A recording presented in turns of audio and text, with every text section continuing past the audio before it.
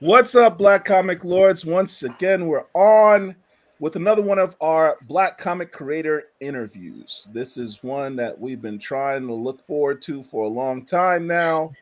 This is one of the elite writers of the Black Comic Creator. Yes, that's you, Vita Ayala. How are you? I'm doing good. How are you doing today? I'm cooler than a fan. I got you. All You're right. too kind. It's not. It's all love. It's all love. You've written a hell of a lot of books. Um, Um, yeah. I don't As we want to put my discussed, New York is expensive. I'm sure that people know. So absolutely, absolutely. Derek, I don't hate our producers in the background. Dr. Wizard, I don't want to put you on the spot, but can you bring up Vita's League of Comic Geek account profile? oh God. People show. I need people. People need to see this. See what I'm talking about. But in the meantime, let's look at the chat. What's up, chat? Everybody's here. Impasta saying it should have started by now. I'm Sorry, that I'm was on me. sorry. I'm sorry we were late, Impasta. Did you like the video yet? Eclectic Blurty Niche. What's up? Kevin Pitts. What's up? Electic says Vita is way past elite. They are definitely a candidate for goated legendary. too Certainly too on the kind. track. All Too right.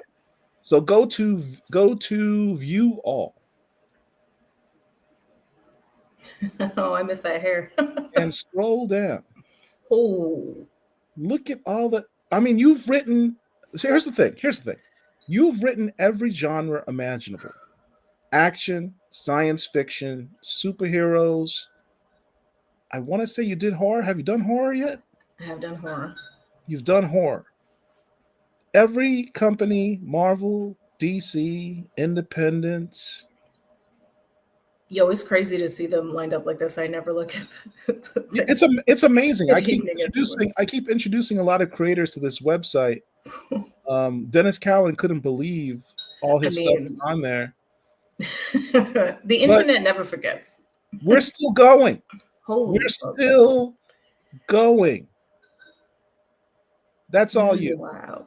This is crazy. You've been busy. Wow. Did A, not realize. a bibliography of that is usually someone who has a lot of gray hairs, and you do not. That's a testament to how well regarded you are in the industry and your work ethic. So, hats off to you for that. I am very, very lucky to have been able to work so much and to know so many cool people in the industry. Like, Richard Wright, our fellow Black Comic Lord, says, my favorite Vita book is Live Wire. We're going to play. thank Richard you. Wright is the one who has done a Rich Recommends. He did a Rich Recommends like 2 years, 2 or 3 years ago. He did for you on Live Wire #9. We'll play that later. So you have a new project coming up. I do. Um, Dr. Wizard, would you bring that new project up? Here we go. The Horizon Experiment. This is a sub imprint of Image Comics, if I'm not mistaken, right? Yeah, kind of. Yeah. It was it's like almost like a class of books under the same kind of like heading. Um So what is the Horizon Experiment? Explain to us what that is. so the Horizon experiment is an experiment that was put together by Pornsack Piscichot and Will Dennis, where basically they went to a bunch of Black and Brown creators and were like, hey, if you could do any book that was from your perspective, that like was fundamentally from your perspective, what would you do? Yeah. And this is the stuff that we came up with.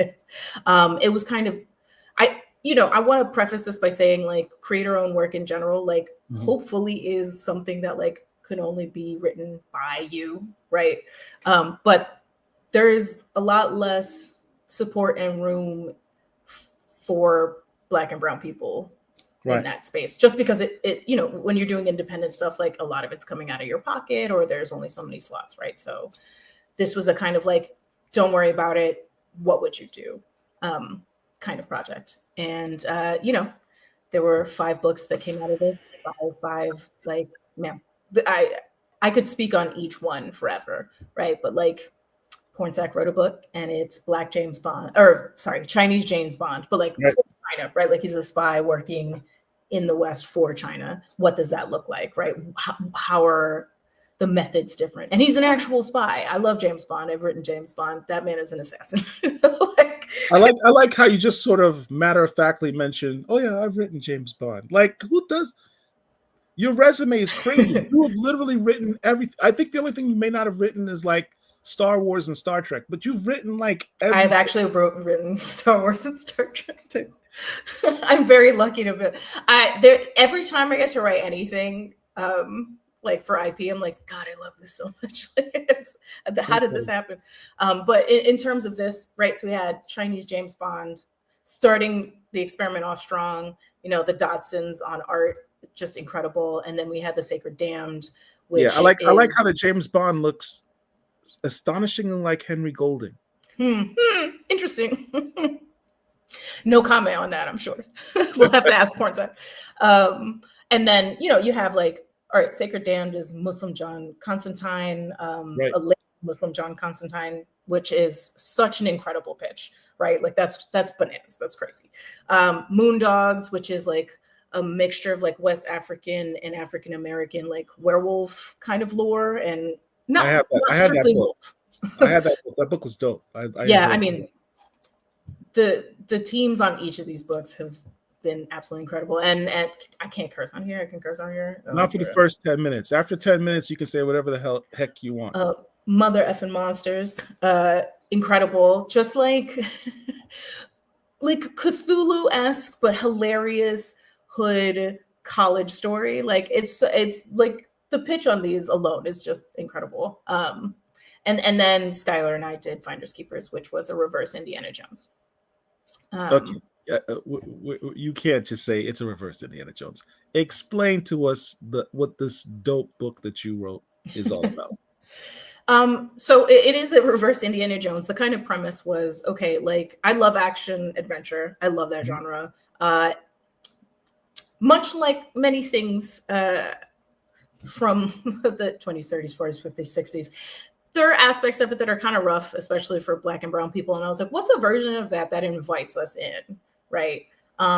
And I love Indiana Jones, and I was watching it, and I was like, what if, I also, context, I worked at a museum. I worked at the Metropolitan Museum of Art for almost 4 years in security, mostly nights, some during the day. So I was like, why are we always bringing things in? Like, what would it look like to like put this where it belongs? Let me get this straight. You were working security in a museum, yes, and at the same time fantasizing about what it'd be like to have a heist at the museum.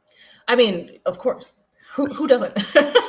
But I mean, you know, you look at all this stuff. I've actually written a couple of stories with like museum heists. You look at the stuff and you're like, some of this was given like on purpose, but a lot of this was not. And that feels weird. That feels really wrong to be a part of that system. But like,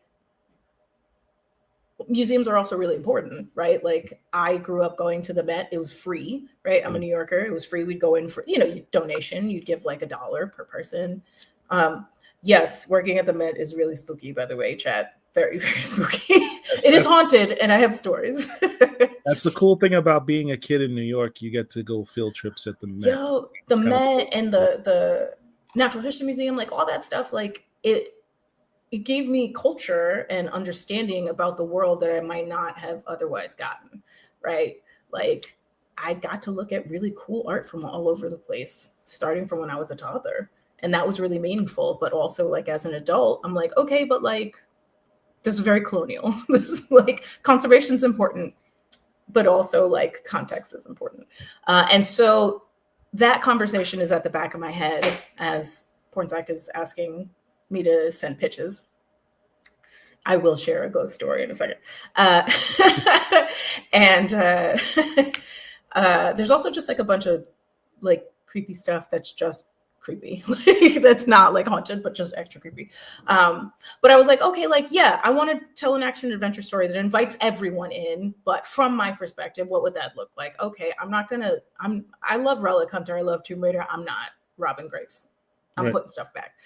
And Pornsack and Will were like, hell, I don't know if I can curse yet. Heck yeah, that sounds great. And that's how this was born.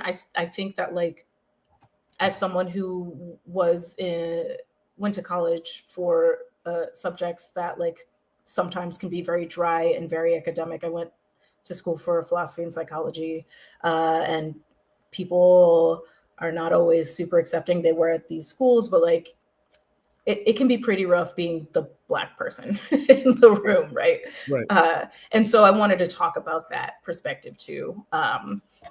But no one wants to read that dry stuff. So I was like, yeah, like, what do you have in an action adventure story? Like, there's, like, running and broads and people getting shot at in a car chase, and, like, you globe hop, like, you have to do all this fun stuff. There's a heist. So yeah, that's what the book is. It really is just a reverse Indiana Jones, paying respect to, you know, the genre that came before, while still being like, well, it's 2025. How do we do that? I absolutely love the concept of the book. And it makes you think about things from a completely different context. It makes you, because I love the Indiana Jones films as well. Even my daughter loves it. She loves watching those films. But now it puts a totally different spin on those films, and we'll talk about that in a second. But not only is it a reverse in terms of you're taking things from the museum and putting them back in the rightful place, but even your protagonist is the complete opposite of what Indiana Jones is, right? I think that was really important, right? Because I think one of the things that kind of floats around in a lot of genres, but action adventure for sure, is this kind of idea of white saviorism. Yeah. And I mean, when I'm doing a creator-owned book, the protagonists are Black always.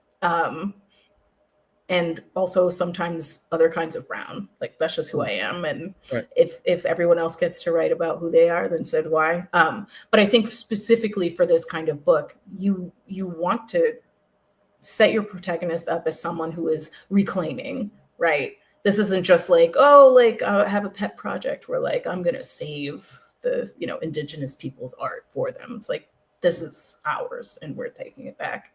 And I was kind of being like, this genre is also ours. We're taking back. You did. And let's jump into the book. Let's jump into it.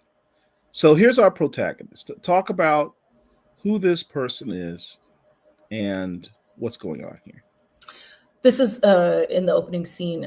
By the way, as everyone in chat is aware of, this is going to be fully spoiled. I hope you still go out and check it out. You can get it at the library. You can get it online. We should have played our spoiler alert video, Dr. Wizard. Spoiler alert, just letting you know. And I have an eye on the chat, so Electric Blurred's niche is right. You can't put that much stolen stuff in one place without some bad stuff in it around. So this is the beginning of the book. It is Inez, the main character, speaking with her grandmother. She's just gotten into Brown University, you know, a good university, right? On scholarship, and her grandmother is very upset. This is all translated from Spanish because they are in Puerto Rico. And they're having a conversation about kind of your place in the world and also mattering to the world and to yourself and what that means, right? Like, she's a teenager.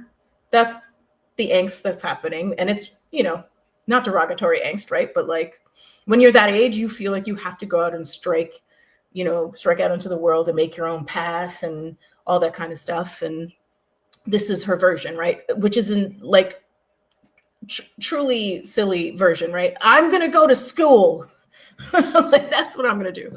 But her grandmother is this healer and wise woman of, you know, her town, and has expected that her granddaughter will follow in that tradition, which is also something that is full of knowledge and higher understanding. But of course, Inez is a contemporary teenager and it's not as cool, right?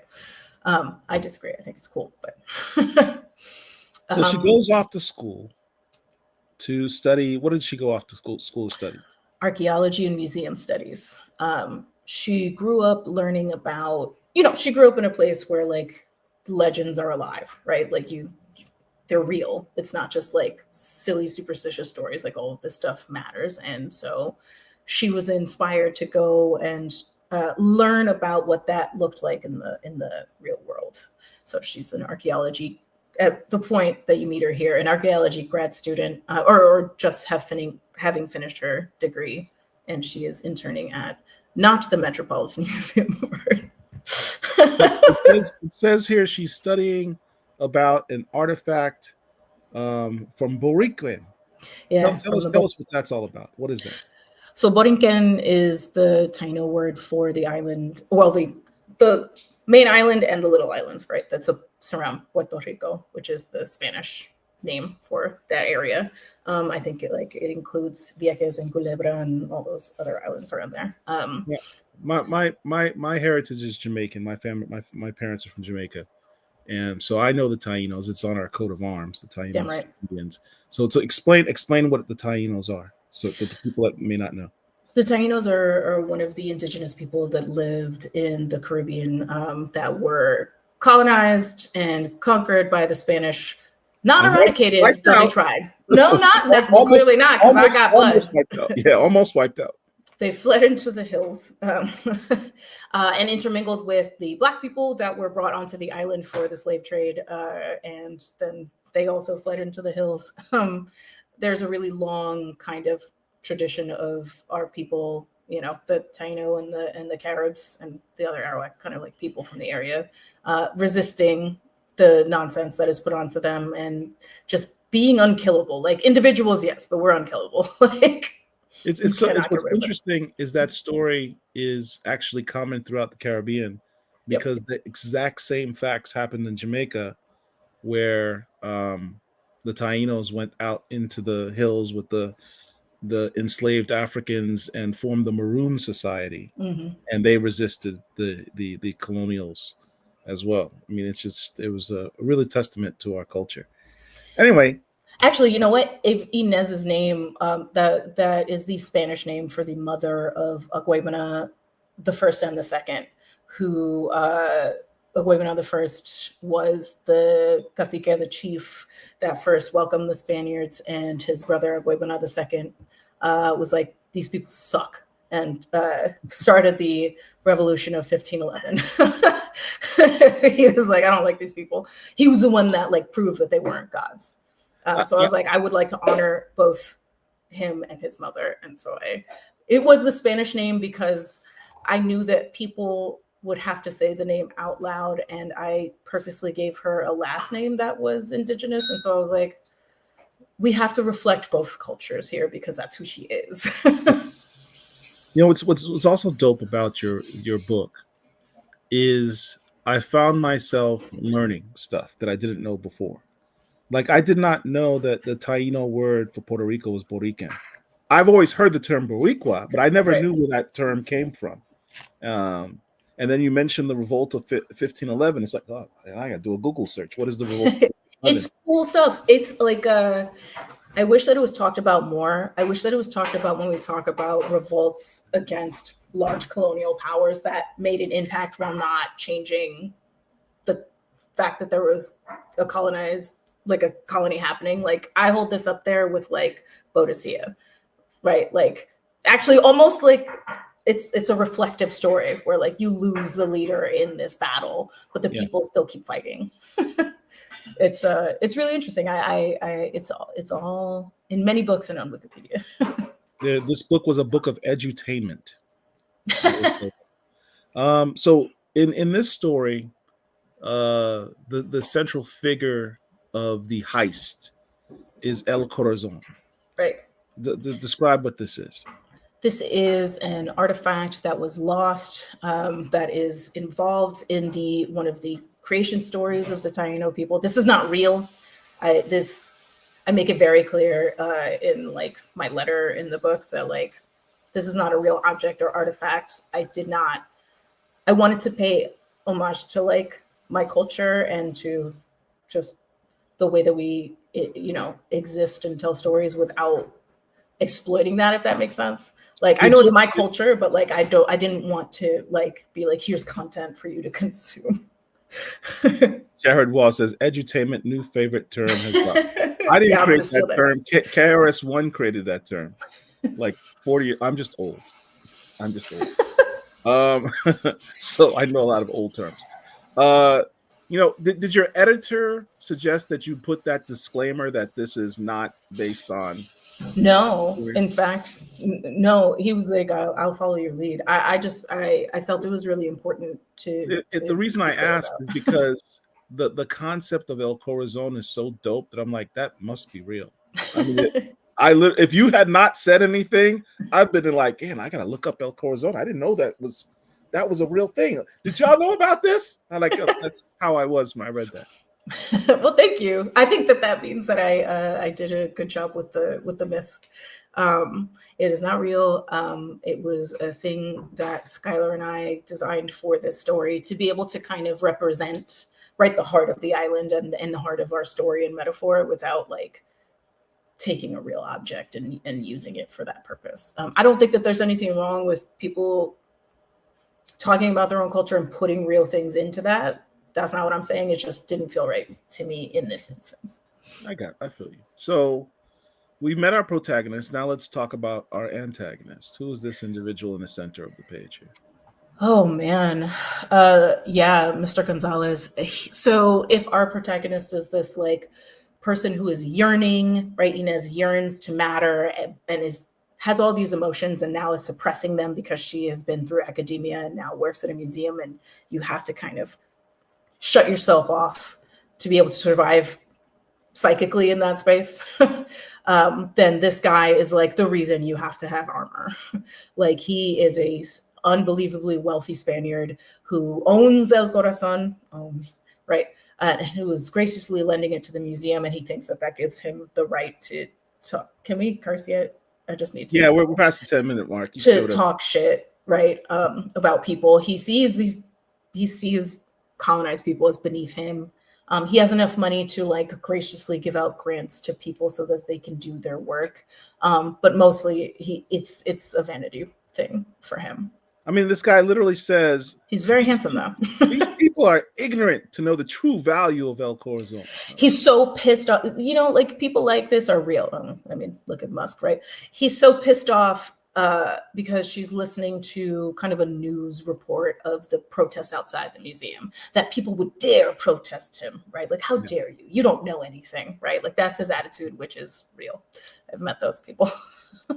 Then you drop a really cold line that I had to read 3 times because I was like, Inez is like talking to her boss, right? Right. And he basically was like, so what do you think about these radical lefty woke people outside with their protests? And she doesn't miss a beat. I mean, she speaks truth to power.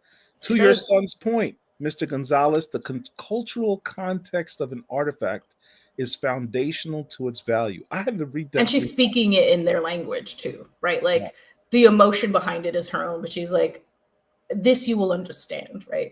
And I think like she's the only Black person in the room, and her actual boss is just the worst. He's like the rich guy is really horrible and like fundamentally like an evil person, but like her boss is like a sniveling like milquetoast racist jerk. Yeah, who just never gets her name right and like just is like, do all my work and you're not going to get paid for it, but maybe we'll hire you, like that kind of guy. So she's not really safe in that space. But Gonzalez's son Diego was clearly saying the right things, right? Like that, Dad, that's messed up that you're saying all these things. And so she felt comfortable enough to be like, I'm just going to underscore what your son said here, sir. Like, there's a lot of layers and subtext to this, cultural layers and subtext to this that I hope people appreciate. And it's a touchy subject within the Latin community. You have your own layers of racism as well. Like The everything from the complexion of your skin to how your hair is, all of this, whether you wear, I mean, even in Dominican Republic, whether you wear glasses is a status symbol. I mean, there are lots of layers that a lot of people may not understand if you're not from that culture. And then here you've got a guy in the name of Gonzalez, but he's more fair skinned with the I mean, he's a Spaniard from Spain, so he is European. Spaniard from Spain. Yeah, he's straight up. Well, that's a bit of a spoiler, Vita. Oh, I'm sorry. Oh no, we're not there yet. But yeah, I mean, it's a spoiler show. I'm just joking. But within that concept of what it means to be Latin, you've got layers to it. Like, this is not someone who's sitting there and thinking of himself as being on the same level as all the darker Latin people that are out there protesting him. So, I mean, that subtext is in there as well, and I thought that was kind of cool that you put that in there. I felt like if I was going to do this from my perspective, I should put what I've experienced on the table, right? Like, I think we all do when we make art, but like, this was the assignment was like, do you? And so I was like, right. Like, you could have easily made this some guy with the last name of Messerschmitt, and he's Argentinian because he's a Nazi from, Don't think I didn't think about playing this. I got you. I see where you're going with it. All right. that would have been like a clear callback to Indiana Jones is all I'm saying. Right. Exactly. I also wanted to speak about kind of like, right, one of the layers is like the Spaniards came and fucked up the Tainos and suppressed the Tainos and did just truly unspeakable things to these people. It is crazy that like we survived. And then like did it in a way where, like, as you said, there's a lot of racism even amongst my own people, where they convinced us that was that was good, actually, that was right, and that was the way of things. And it's just like I wanted to kind of like be really clear about Inez's experiences as an Afro-Puerto Rican person. So Gonzalez double downs on his racism. The primitives of that backwater little colony thought the Spaniards were gods. They gave El Corazon to me, well, my ancestor, as tribute, then got angry when they finally realized that he was just a man. They didn't even have the capacity to cherish such an artifact. What were you trying to convey here? I've had conversations that were basically this, right? Like in much more polite language, right? From people that didn't know that this was what they're saying about art and about artifacts and about even culture, right? Like, and not just about like, like older culture, about contemporary culture, right? Like appropriation. Like these are conversations you have every day. And I just really wanted to be like, when you talk, we say that shit, this is what you sound like. Like, this is what you sound. Do you want to be this man? Like, I don't think you do. So don't do that. Basically, like it truly like was my mission in this portion of the book to be like, you're talking about people when you talk about culture. It's not, without context, right? It's not just a thing that exists in the ether. It is people. And so you cannot take of the culture and then disrespect and suppress the people. Eclectic Birdie Nietzsche, he always has great questions. Is Diego a full Spaniard like his father? Was he exposed to people of color that caused his view to be more enlightened than his father? He is a full Spaniard like his father. In my mind, he grew up in the south of Spain, where there's a lot of contact with African people, Arab people, and it's also just like a really big tourist area. People like love to go there, right? Like I've been there as a tourist, and so he's been exposed. He's also like he is of money, so he has traveled and seen the people.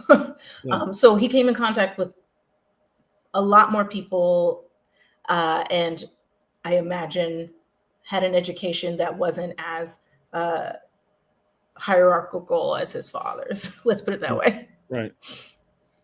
So the thing about the son, though, is he's not evil like his dad, and he comes up with an idea. What's the idea? Well, his father it makes it clear that this isn't even really the real artifact, and the people that think it is are stupid.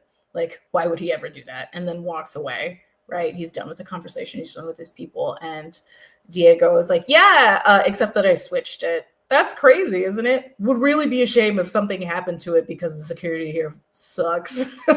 And also, the words that he's actually saying are like, if we're gonna say we're gonna do something, then we should do it. Like, we should stick to our word. But the implication is like, well, I'm just gonna go now. No one's here but you. Good luck.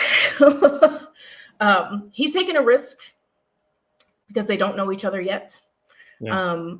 But the connection that they forged when he saw her stand up for herself against a man who has funded her like education, basically, I think he feels safe.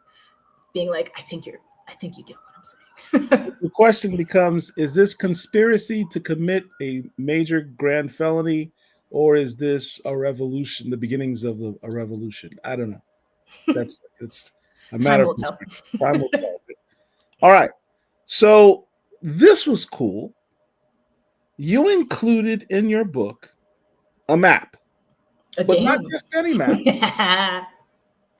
You put a literal board game in your book. It's playable too, although it is cut off in the single issue. Unfortunately, in the trade paperback, which we'll get to later, it will be fully visible, all the rules and all of the rooms and stuff. Yeah, so like I had a lot of like lore and background, and like action adventures movies, like except for Indiana Jones, have like stretches of time where you just get like a lot of information. And I was like, okay, but like we need to do action. And we had 4 pages for like a really cool action scene. And I was like, yeah, we could do that. And Skylar's art will be incredible. But people will read that really quick because there won't be as many words and like all of this stuff. And I really want people to feel not just invested in what's going to happen, but like complicit. Like I want you to feel like you are involved.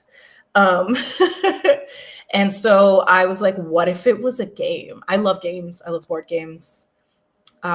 Truly, like, bury me with my board games. That would be great.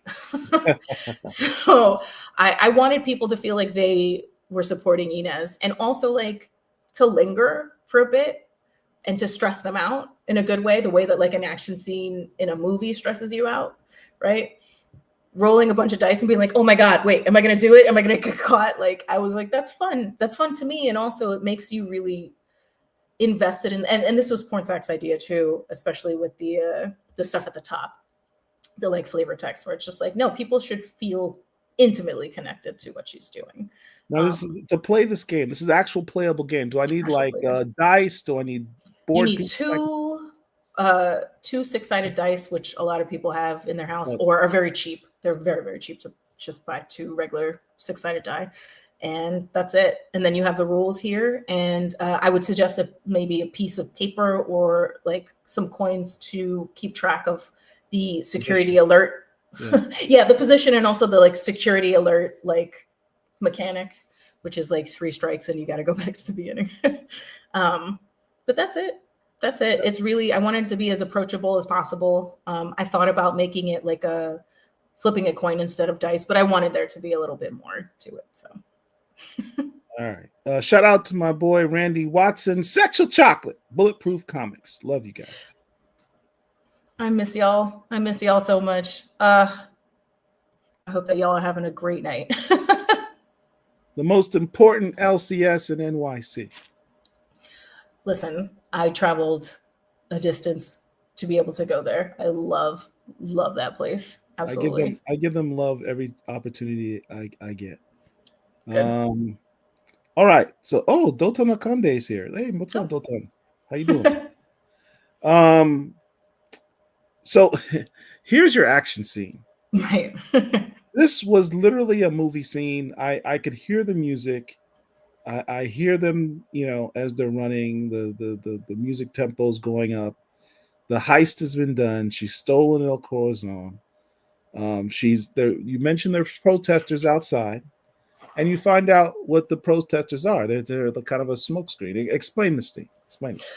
Right. So in the earlier scene, you kind of hear about the protest through her phone, and it's in the background, right? So I wanted to do a callback to that, or rather, I wanted to seed this there.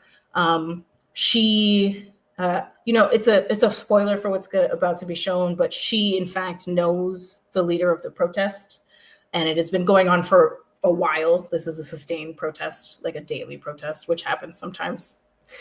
It happened at the Met when I was there. There was like a week-long protest before the Met Gala, which was stressful for security. But anyway, so she basically goes like, "Oh, hey, y'all are out there, right? Can I ask you a favor real quick?" And once the stealth portion of the mission is over, once you've played the game, then it's time for the running. So she makes it out, takes off. These guys are chasing her. They have guns. Of course they do. It's Indiana Jones. Someone has guns. I make it kind of a point that she doesn't fight with guns. Indy's very cool, and no hate to that. I just was like, that's not her style. But you did give her the Indiana Jones satchel. Skylar is the best. Skylar Patridge is my co-creator on this. If I could work with Skylar for the rest of my life, I would absolutely do it. They're incredible. As you will see in towards the end of the book, they can do it all. They can do very like traditional stuff. They can do very like clean stuff, and then they can do some wonky stuff. Like it gets real weird. And it's a satchel, not a purse. Yes, it's a satchel. Absolutely. I do that reference. All right, so here's her childhood friend. She goes back to Puerto Rico after retrieving El Corazon. Right. Yeah. You want to talk about that? Yeah. So Anna, she grew up with Anna. Anna is also her ex, which we did not have time for in this issue, but I always be like, I didn't even pick there's up some tension there. When you feel the tension later in the car, boy, is there like an undercurrent of tension, which if we get more, we will expand upon. But they're like the kind of like exes that are like, we're ride or die. Like that, like I can be mad at you and still like beat someone up for you. Anna is also a bit of a like spiritual clairvoyant. It's not the right word, but she has dreams and feels energies. What's interesting with Anna is if you look at her, the way she's attired here with the head wrap and what have you, looks very much like her abuela that you see at the beginning of the book. Yes. Yeah, who was also, you said, spiritual, what have you. So it's kind of like she mentions how Inez was gone when her mother died, her grandmother died. Right. So it's kind of like she's kind of taken over that role. She absolutely, that's correct. It was meant for Inez, but Anna was also under the charge of Inez's grandmother. Right. And so she was there to kind of pick up the pieces when Inez left, which is very complicated because Inez is not a bad person for wanting to go see the world and be educated, but also like Abuela's not a bad person for wishing that her granddaughter was with her and would learn the lessons that she's trying to teach her. But yeah, Anna, I love Inez. I'll always love Inez, but Anna is that kind of like side character that I'm like, you're great. You're my favorite. It's you. So let's talk about the history of El Corazon, because I literally thought this was a real thing until you showed me in the beginning that this is actually something I made up. Thank you. That it means so much to me that you think that I did a good enough job. The story's dope. The concept of the story is like this should really be a thing. Explain what the history of this is. So the basics of it is El Corazon was given to the people of Borinquen as a kind of covenant, right? And it's this object that can be used it's the heart of the island, right? So like when it is on the island and being cared for as the people promise to care for it, it protects them. It makes sure that the island is, if not lush, then heals as it needs to, as well as the people healing as they need to. It gives them spiritual protection, but it can also be used by an individual, and that individual gains powers, right? Like not like concussion blast from the eyes or anything like that. No lightning powers, but like very, very, very extended life, functionally immortal life, healing factor, right? They're not like Wolverine, but like heals very, very fast, stronger, better sense, like all the stuff you would need to be a cool, badass, like action hero, basically. So it can be used by an individual, but it is really meant as a promise from the god to Yukiyu, sorry, to the people of like, you will be good stewards and I will protect you, right? Except that it was lost during the massacre / revolt of 1511, never to be seen again, right? The Spaniards stole it. They were not, in fact, given it. It was stolen. Every 1,000 years, if it's not returned, the island. If it's not on the island, then the island will crumble. The sea. And we're getting close to that end of that millennia. Yes. So her job is to return it. Yes, and which is something that you come to realize as you read it is something that she always like. That was a pie in the sky for her, right? Like it hadn't been seen for 500 years or whatever, right? And she didn't know that if it was real or not, but like that was the secret dream that she had, was to find this thing, and then she did. It came to her. And part of her motivation to want to do this comes from her relationship with her grandmother. Right. And this is a cool scene here where you see the grandmother, Inez and Anna are children here. They're playing. They discovered something because they're like early explorers as children.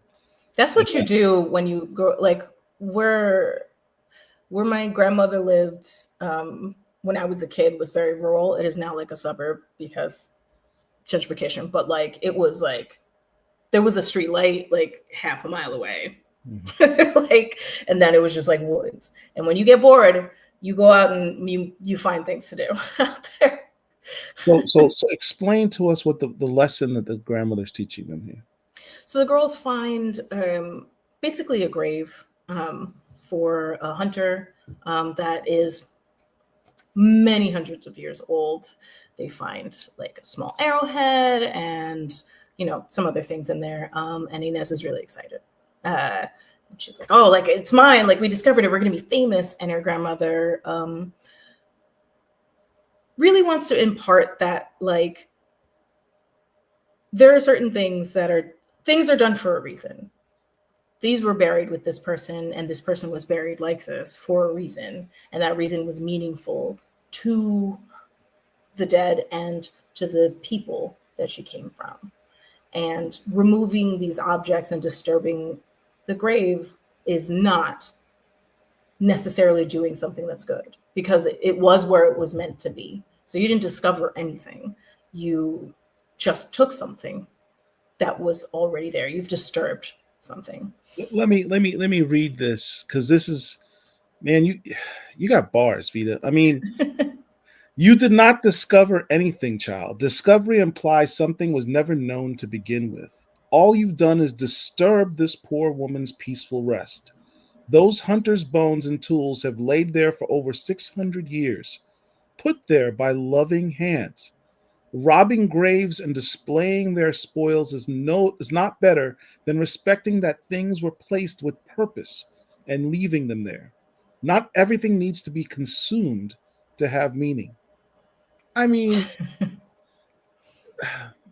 I as I said, I've had to reread some of these lines 3 times to absorb the amount of message and layers and subtext that you put in here. This is a really deep book. And I know that, in Black Comic Lords, we tend to focus on superheroes, capes and cowls and stuff. But sometimes you run across a piece of work that has a deeper meaning and makes you think. And this book I think deserves analysis. I think that's one of the reasons why I wanted to bring you on and talk about it, because this is something I find meaningful. for our Thank you. community. For our That community. means a lot to me. You know, it's something that I think we grapple with, all of us, of Black and brown people, especially of cultures that were colonized, which is damn near Right, all of us, right, right. right? And it's also something that, like, you know, those words that I wrote, I truly do believe, but also sometimes those things are like those objects in museums are the only connection we have to our culture that was taken from us. And so, like, I'm really sympathetic towards Inez's desire, right, for her culture to be real, to matter, because it's not just about her mattering, right? Like, she wants to be like, we exist, we're here, we matter. But it is a lesson that I think that, like, is important to learn, that, like, as long as you matter to your own people in your own context, you're enough. That's enough. That's enough. Yeah, to your point, I remember I did a semester of school in Europe, in London, and I remember going to the um, the Royal London Museum on one of my breaks, and going to the Egyptian section, Oh my gosh. and they have a literal, I think it's King Tut's body, you know, or one of the pharaoh's bodies, curled up in a fetal position, which is how they buried them, and it's lying there naked, still preserved. The mummification process really kept it preserved, and you're reading the messages um, on the display saying, yeah, funny fact, the spelunkers or explorers, archaeologists that the team that went there to retrieve these artifacts that we have in this museum, they all died, and they believed it was Yeah. part of some type of curse. The Egyptians said there was a curse for anyone who violated the tomb would all die, and everyone on the expedition died. That's why this is so revered, because we're able to have it here in this museum, and everyone who tried to bring it to us died. Gee, they don't get the message. Just thinking it's such. I remember looking at the body and going, "Wow, I really shouldn't be here. Like, I shouldn't be looking at this right now." It just felt like somewhat of a violation. I mean, you think on one hand, hey, it's cool, you're seeing an Egyptian body, but then it's like, wow, this is a little odd. As That's someone who loved the Egyptian section of right. the Met, like, I grew up and that was like my favorite. It was that and the Greek section with the statues. Like, I agree. Like, and I think that, like, so I as I was, like, doing the lettering pass on this, which affected the lettering pass actually, uh, I saw a video of an Egyptian man who was the caretaker of a temple there, who was begging the British Museum to give back. So they had half of a statue. Mm-hmm. And he was like, I have the other half. Give us back that half. Like, Right. give us back our statue. It's from here. And if you think people should see it, they're welcome to come here and see it where it's supposed to be. Right. And I was like, yeah, like, that's real. The Met has Puerto Rican gold. Puerto Rican gold. Do you know what they did to get that? Do you know how many Taino people lost hands because of gold? Like straight up, like, if you didn't hit your quota even as a child, it would cut off your hands. Like, that is cursed to have in a museum. There's some things that were given by the people to extend a hand in understanding their culture, and that stuff is great. Fantastic. But some of that stuff is cursed. Like, the U.S. has the gold of Puerto Rico, but still has a bunch of their debt as well. It's kind of strange. It's bananas. All right, so they decide, hey, we got to take the Corazon back. This is that ride or die scene. It's kind of like, well, we got to do this. This is crazy, but I'm a rock with you. Let's go ahead and do this and take it back. And so she goes to this area. What is this area? So there's there's a rainforest that still exists. It is very small, on the main island of Puerto Rico called El Yunque, right? And that is, like, it's the rainforest. It's like the lungs and heart of the island, right? And I always felt like you can go into it, like, it's not off limits. But I was like, this is a sacred place. Like, this it still exists. This is a very sacred place. And so she goes on this journey. She's bleeding out at this point. She's been shot. She's been in a car accident. She's bleeding from her head. She definitely probably has a concussion. She's bleeding from her head. She's bleeding from her side. And she ascends the mountain, right? And reaches a clearing. And in that clearing is this thing, this tree that she has heard about her entire life, which is where her corazón is supposed to sit, right? Here's this tree, hands open, waiting for her heart to be returned to her. I noticed the tree here has bleeding eyes. It reminds me of the bleeding eyes from the Game of Thrones. She mourns being separated from her heart, and like she's alive. The tree is alive, and also the spirit is alive, right? But like she's in rough shape. Look at, she's got like 6 leaves, right? Like it's time. It's time to put this thing back. And this is a moment of like true connection for Inez to herself and to the people that she came from. And also like in a very real way, it's validating her journey into the world.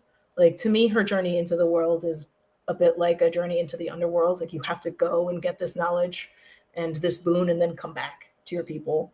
And so this is kind of her finally coming back to set things right. Yeah, you mix genres in this book too, because you've got the political, you've got the historical, you've got the action, and now you have the metaphysical and spiritual. So it's I've been told I do too much. had to check the page count. You packed a lot in there. But who comes on the scene but Mr. Gonzalez? Right. He's been chasing her. That's mine. Right. And then a secret is revealed. What's the secret as to how long he's had this? He's had this thing for hundreds of years, quite some time. Portak and I went back and forth about this a lot. And we kept switching our kind of perspective, where he was like, that's a really long time for one person to have something, like, even if it's magic, like maybe we do it this way. And I was like, yeah, maybe. And then he was like, wait, no, maybe it makes sense to have like the lineage. So like what we landed on was the original idea of like, this is the guy, or at least the son of the guy. He was there when that thing was taken. Like he's been around for a long time. So he mentions early on when he first meets Inez that he makes this kind of verbal slip where he's like, oh, this was given to to me. No. I mean, my ancestors back in the day. And you realize he was the colonizer. Right. He was the one who was part of taking El Corazon from Puerto Rico. And it kind of, this is what I talk about with your writing, the layers and the subtext, because, you know, there's arguments are often made when we talk about post-colonial society and white supremacy and what have you, the vestiges of that. And, you know, a common argument that likes to be promulgated is, well, we can't be held responsible for what our ancestors did, right? And it's kind of like, well, you know, we didn't steal these artifacts, our ancestors did, but we're just enjoying it now. We're spreading the knowledge. There's no reason we need to return it because we're not the ones who stole it. We're just enjoying it now. Except in this instance, he's actually the dude who actually stole it. And it's very important to me to kind of be like, the line is there is no separation, right? Like once you understand that you are complicit, you have done it, right? Like you didn't steal it. You could give it back at any time. Yeah. You can give it back at any time. You've taken pictures of it. You wrote about it. You don't have to have that anymore, right? But no, I must keep it, right? Like you are benefiting directly from it. This is the same as people who have these conversations about, you know, like anti-reparations people, which is truly insane to me, right? Being like, well, I didn't do this to, you know, your people, so why should you get anything? And it's like, well, because systemically you still are, actually, like just straight up. You're not even like passively complicit, you're actively complicit. You know that now, so now you can change. Like, right. But if you continue, right, then it's you. And then we have this great line, which speaks volumes. Get off my goddamn island, you filthy thief. I just needed her to scream, because the only time you see her have high emotion before this is with her grandmother. right? Mm. Which happens. The people you love most when you're a teenager and raging with hormones truly catch a lot of strays. But she is really bound herself up to be able to fit into this kind of like package of, you know, the perfect academic and the perfect example of her people, which she did not want, right? But like that's the game she had to play. She had to be so respectable. She even like she doesn't straighten her hair, but she keeps it bound back. That was really important too, right? Like you don't. It's a very like acceptable haircut, which nothing wrong with that. I wore that haircut for a long time. It's fine, but like finally she gets to tell this motherfucker what she feels like. Right, Oh, you've given me so much money. You know what? Go down. think about this line: "Get off my island, you filthy thief." That's literally her screaming from her ancestors, right? Goddamn right.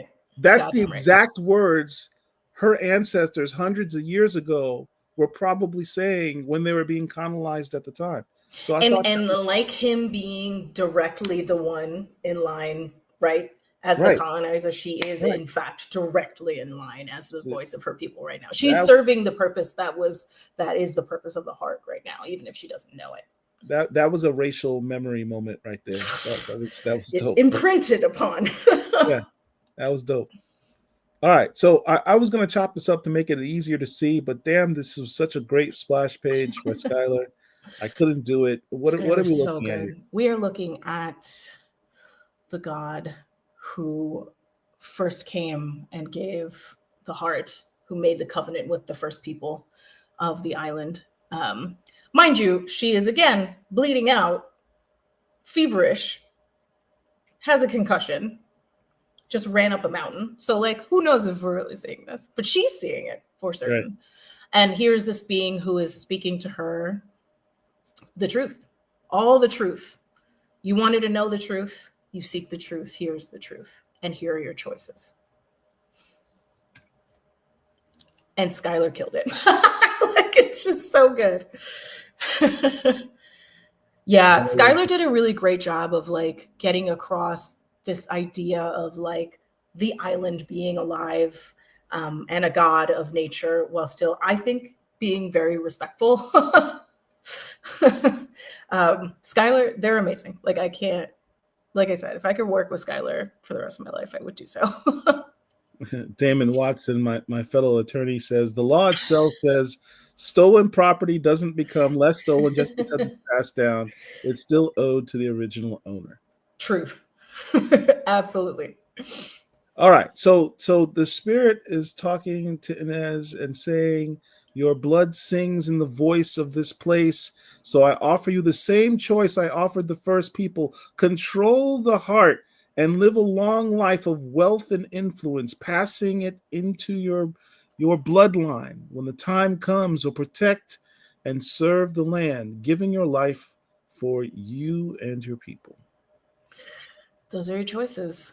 And I think that it was important for me to kind of set it up so that like neither is a wrong choice for Inez. One is self-serving and one is very community focused, but like one of them gives her the power to enact all the change that she wants, right? Like surely Agüevana should have taken this heart and won that war, right? But then that is it is a betrayal of the original covenant, which is why he did not, right? I think in my mind. And so like the god's not saying like this one's bad, this one's good. Like they're just being like, this is what happens with this, and this is what happens with this.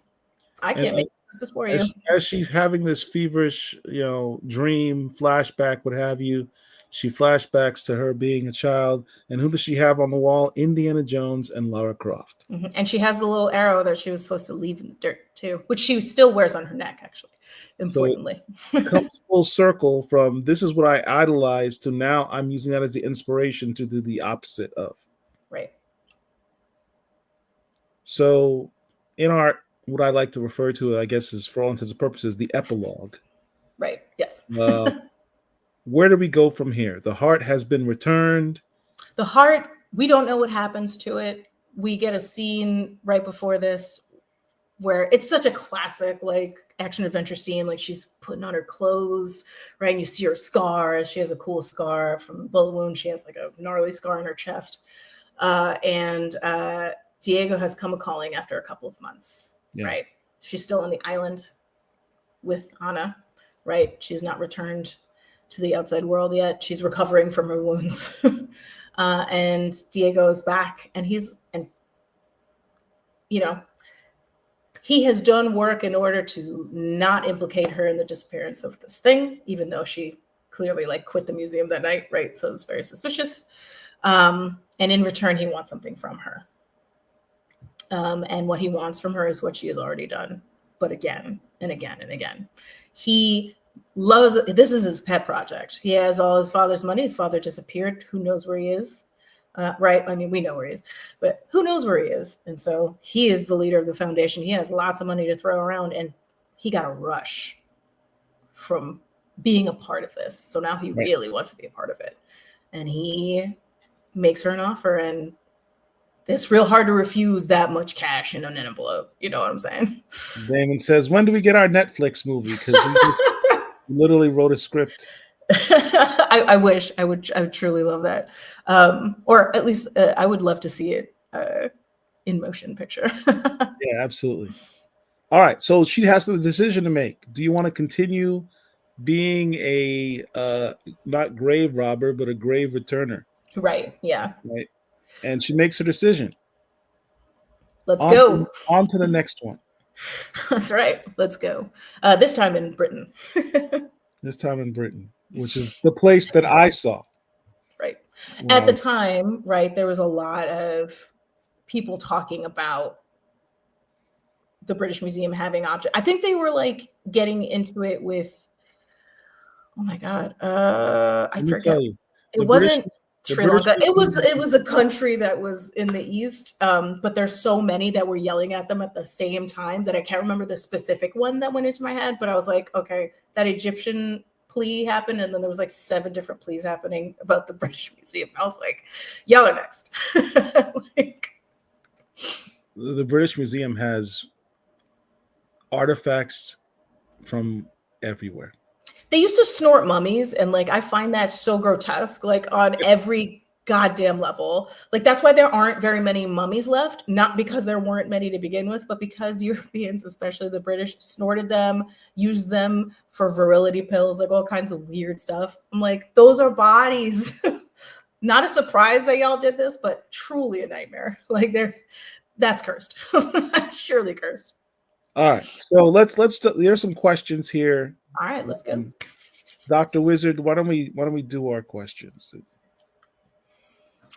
Jared Waugh says, I wanted to ask, what's the best way to support the Horizon experiment, increase the odds of these series becoming ongoing? I pre-ordered the trade. Vita mentioned a letter writing campaign. Yes, thank you so much, first of all, for the support. I really, really appreciate it. So the letter writing campaign, if the QR code isn't posted this week, it's in the trade, which is coming out in a month. And basically, please do pre-order the trade if you can, or go to your library and ask them to order it, because even if you can't afford to, those sales are real sales. They get counted. So request them at every library you go to. That would really, really help. Or if you are able to buy them for yourself, then that's fantastic. And like I said, I think Pornsec may be dropping the QR code early, but if not, they're in the trade. And it's basically a direct line to be yeah, this is, all 5 books are in the trade. So you can be these are the books that I want to continue. And if there is 1 or 2 or all that you want, then that's what you can do. And that would be really helpful. Also talking about it, that really, really helps. It didn't get as much word of mouth. It was an end of the year kind of book, which is technically beginning of the year. Our issue in particular was cut short by a week for FOC, just because of printing schedule stuff. So it wasn't available as long. So if you could talk about it and maybe, entice people to either order the trade or go to their library, that would be awesome. Yeah. Thank you so much. I really, really appreciate you. Eclectic Blurty Beach says, thank you for making that conscious choice to make the protagonist a person of color, especially with this plot in mind. It wouldn't hit the same if it was another white dude in the hero's role. Absolutely. I agree. Also, I couldn't fathom being told, write the story from your perspective, from that could only be told from your experience, and then making a white person, period, the protagonist. It just doesn't make sense. But there's white people in it. There's plenty of white people in it. They're there. Kente Brown says, Vita Ayala, will any of your writings be made into movies, TV, or games? Your lips to the universe's ears. I would love that. I grew up before I learned to read late. I learned to read at like 10 or 11. I was a TV person. I was obsessed with TV. I watched like 10 to 16 hours of TV a day for like a decade. Like, so to see something of mine on the smaller big screen would truly, and games, clearly I'm a big game person. I put a game in this. I would do an RPG of this in a second. I would do a side scroller in a second. So please. I have a question. So does Inez have these powers that the Corazon grants, the immortality, the added, extra oomph healing factor? I really hope we get more so we can find out. All right. What I will say is, and I don't mind this because it's not really a spoiler, it's implied in the final page, is that there's a larger cast of regular characters that will meet up. Another really big influence for this was Leverage. I love Leverage. That show ruled. Yeah. And I love the idea of like a really tight, small core cast of characters that you see and expand upon, and then people that kind of join and leave. That would be dope. That would be. Yeah. You need Inez is like the thief. You need a hitter. You need you need the tech guy. Aldous Hodge. Yeah, exactly. Listen. You need the hacker. You have the mastermind. That's Diego, right? Right. A lot of cash, and Anna is the spiritual center, the moral center, and also like literally like. I think I saw a question about Santeria at some point. Yes, that is what she practices. That is what is most familiar to me. And I didn't want to make it a spectacle, but like, yes. All right. Espiritismos. I can't even say that. Wow, my Spanish teacher would be upset with me. Espiritismo or Santeria? It's Santeria. Again, that's what I have the most experience with. That is sometimes too personal experience with. I definitely went through an exorcism when I was a child, but that like I had family that like practiced. Who hasn't? Who hasn't? All right. Skylar's art is amazing. How did you come to work with this great artist? Was this your request or suggestion from the image bosses? Skylar and I have been working together on and off for like a decade at this point.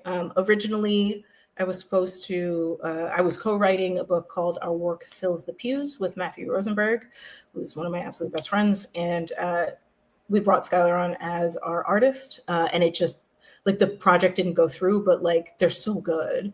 And so I've worked with them on Wonder Woman stuff a bunch of times. Anytime that I am allowed to do things, Skylar is like one of my absolute, like, can we get Skylar? And it was my suggestion. There were two people that I really wanted to be able to work with on this one. And Skylar was able to make it work, and that makes me really happy. C. Cole says, where did the idea for the Wilds book? A book that creeps me out with all the photos of flower growing out of them. Floral horror, my favorite genre. That was me, much like this is me grappling with both action, adventure, and being of a people that was colonized. The Wilds was me grappling with like the kind of truth that is that often / all the time people of color, especially Black people, especially Black women and femme people, are asked to do insane amounts of work to just in every arena, but especially to save people, and how that's unfair. But also, and this is a conversation that happens in the book, right? Like we're very exploited and discarded, but also like in the interest of our own survival, we must do work.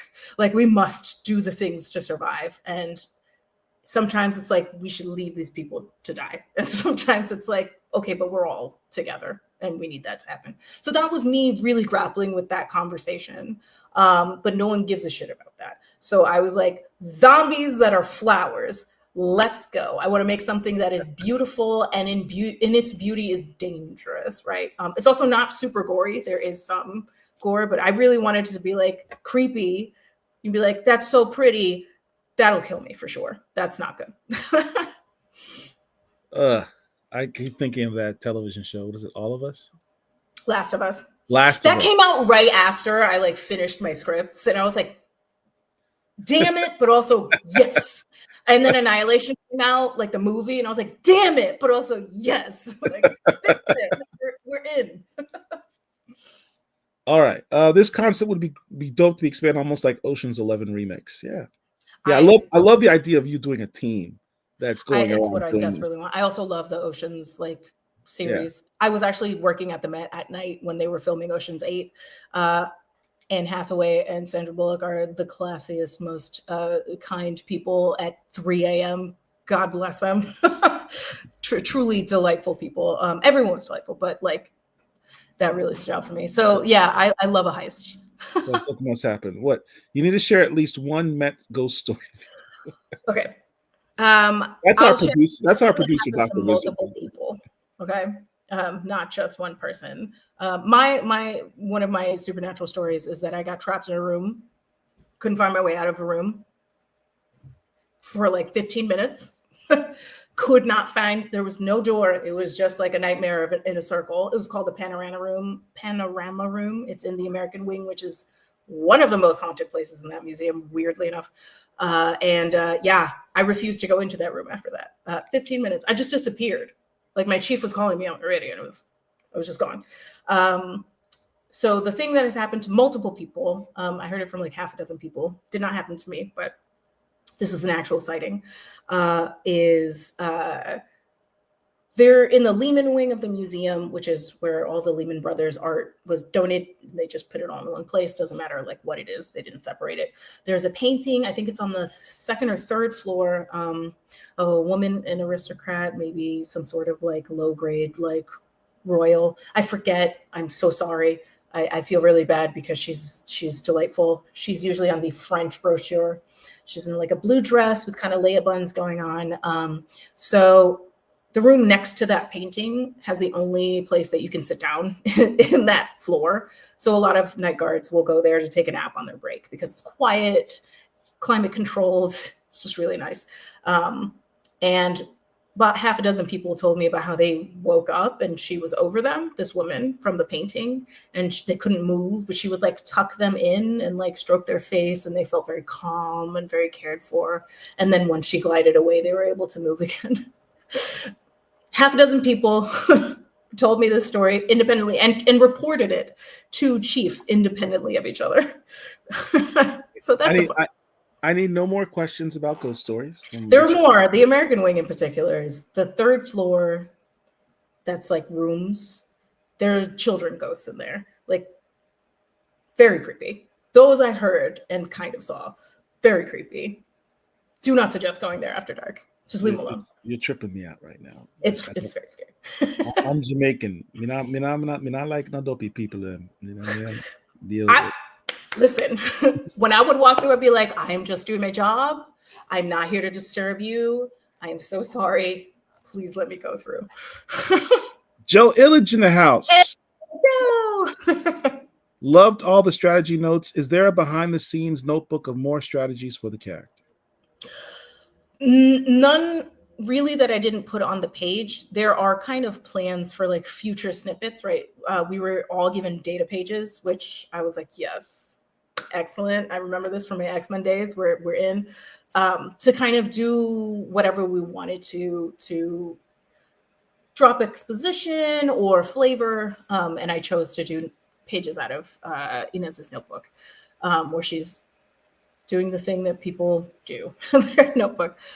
So there are kind of plans for what future data pages could look like. A lot like, I would say like, let's say we got 5 more issues, like there would definitely be a page of like a schematic for the place and with notes about the heist. There would be newspaper clippings about things, like all kinds of stuff like that.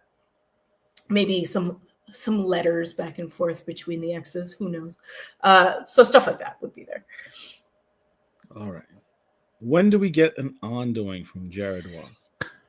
If you again, your lips and fingers to the universe, please do, if you do enjoy it, if you've read it and enjoyed it, please request it.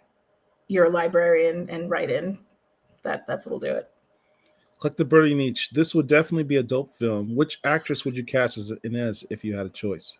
This is crazy because I actually like had someone in mind, and now my brain is like absolutely blank. I could look it up. You know what? I'll post about it on Blue Sky when I have a chance to look it up. Make sure you tag us on it. I will. Yes, I will definitely tag you in there. Next question we got, Dr. Wizard. Vita, what are some of the classes? What are some classes people can take or books people can read on comic book scripting? In search of what program do you use to write? Those are really good questions. I actually suggest finding scripts for comics that you really enjoy, that like not just like, oh, this is cool, but like the things that make you stop and go, the craft in this is insane. A lot of scripts are actually available online. I know Comics Experience has a comic writing class, so I definitely would say if you want like a more traditional like kind of workshopping like experience, definitely look that up. But that's really like how I like fumbled my way into it. Was I've been reading comic books for a very long time, and I started to read the back matter where they would like give you like, here's the page and here's the script that led to the page. You know, Alan Moore has a has a very thin volume on writing comics. Michelle Fife, who does Copra, has like a process book for Copra that came out in the last like 6 months or so. That's a great book too.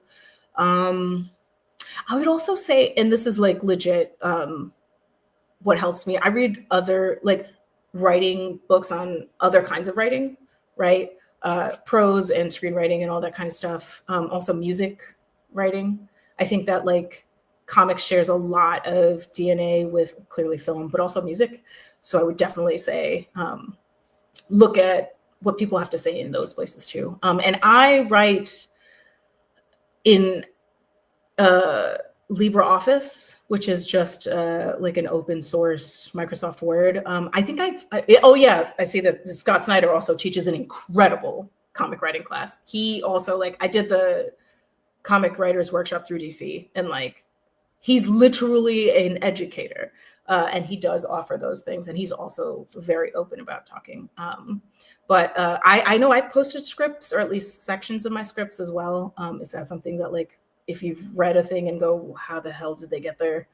You definitely look at, yeah. But yeah, open LibreOffice. It's just not Microsoft Word. Like it's Microsoft Word, but not. Dr. Wizard asked, any chance this is part of or tangent to the universe of other Image series? No, this is all original. That was also a thing that was like really important to the project. We each team owns the book. We own the rights, all the rights to the book. So it was really important that it was something that was our own, and we can now do with it whatever we want. We can try and do more comics. We could pitch it as a film or something if we wanted to. So yeah. Is it possible that it could all be part of a shared universe? I think if it was, it would get really complicated in rights. But I think also, like, I'm not saying that you can't think about it that way, because I kind of like that too. I really like that, like, the books are all kind of in conversation with each other while still being really different. The only reason I say that is because you've got one book that has to do with zombies. You got another book that's to do with werewolves. You've got the James Bond character. You've got spiritualism in yours, so they could kind of. And then an Exorcist book, right? Yeah, like, yeah. Again, I'm not saying that they you can't experience them that way, because I often enjoy that idea as well. All right. So C. Cole says, how did you get the Static book? Are there any hidden Easter eggs you put in that book that readers might have missed? I was asked it. So 2 years before I was on Static, they were working on a Milestone reboot, and I was asked to do a book in that was like a team book that had nothing to do with Static, which didn't end up happening, which is a bummer. I really liked that idea. But when it came time to staff books again, they asked me if I would be interested in Static, because I had been writing a lot of like teens with powers, right? I was writing like X-Men stuff, and like that is a thing that I do. Right? Like kids with powers. And so, yeah, they asked if I would be interested. And I, of course, jumped on it. In fact, I was like, I got to stop writing IP. I'm so burnt out. I'm tired. And they were like, this, and I'm like, one last job. Like, it was too good to pass up. I love Static. I grew up both on the cartoon and on the comics. Easter eggs, they're everywhere. There's too many to name. Nick is like a lore guy, and I also am a person that loves to hide Easter eggs. So like they're everywhere, first and second series. Frederick Fraser asks, Vita, any chance your dynamic duo story in DC Power may get a miniseries or an ongoing? Let me tell you, I can't confirm which one. That story went like wildfire. We had Ray Anthony Height here. What last week? He's the best. Week before last. What a delight! And he was amazed by how popular the book was as well. He's so good. He should not be surprised. You know, it was like the pairing I never knew I actually wanted. It was fun to write them. It was dope, and you had. I loved the interplay between the two of them. I likened it to sort of a code switch situation. You got different types. You have different types of Black people, where you have, this aristocratic sort of Black person who's like, don't embarrass me. Yeah, exactly. He's such a hip hop self. He's such an older brother. He's like, oh, I'm cool. I don't know. You keep it on the low. What are you doing? Don't talk to me. Don't talk to me. But then at the end of the day, they're both busting out some spades at the end. I'm like, God, that's kind of dope. They're Black first. They're Black first. They're Black first.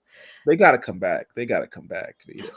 I love them so much. I'm not contracted to write them anymore, but I really hope that like that particular dynamic in what's coming next is continued on, because Duke is the little brother that we all that this man deserves, because he's really just a little all up in his own feelings. He needs someone to be like, relax. Yeah. Duke needs to move to New York and be that guy's new partner. And he's the only part of the Bat family. He's the only person in the Bat family who has legitimate superpowers. Yeah, I think so. I don't think there's any other one. I don't know, because there are a lot of people that come in and out of the Bat family, and I don't know what the current canon for the Bat family is. Yeah. But Batman has powers. Like Fox. He's rich. Black Batman. No, he has superpowers now, I think. Maybe? Yes, no. Maybe. Am I crazy? Am I thinking of someone else? Maybe. I don't know. Listen, I just want them to bother each other for the rest of eternity. Yeah. It's what we deserve. Jay says, Vita, who are your top 3 characters in comics that you are proud to write, and your top 3 that you're proud to create? That's a good question. That is a good question. I mean, your resume is pretty extensive. Take a second. I loved it. I can't choose between my babies because I love them all, but I had such a good time writing Nebula. Like, the whole series didn't come out, but I wrote it all. And it was a blast. It was just everything I wanted. I was like, this is the Cowboy Bebop in Marvel of my dreams. So that was a truly magical experience. And I miss working with Claire Rose so much. I got to write Xena, and Xena is my favorite character of all time, period. And that was insane. Like, that was truly, I cannot express how incredible that was. And then, like, it's just really hard because, like, as a Black person, I've gotten to write a lot of iconic Black characters, which is insane to me. Like, I'm like, you shouldn't let me touch that. And, like, how do I pick all of them? All of them.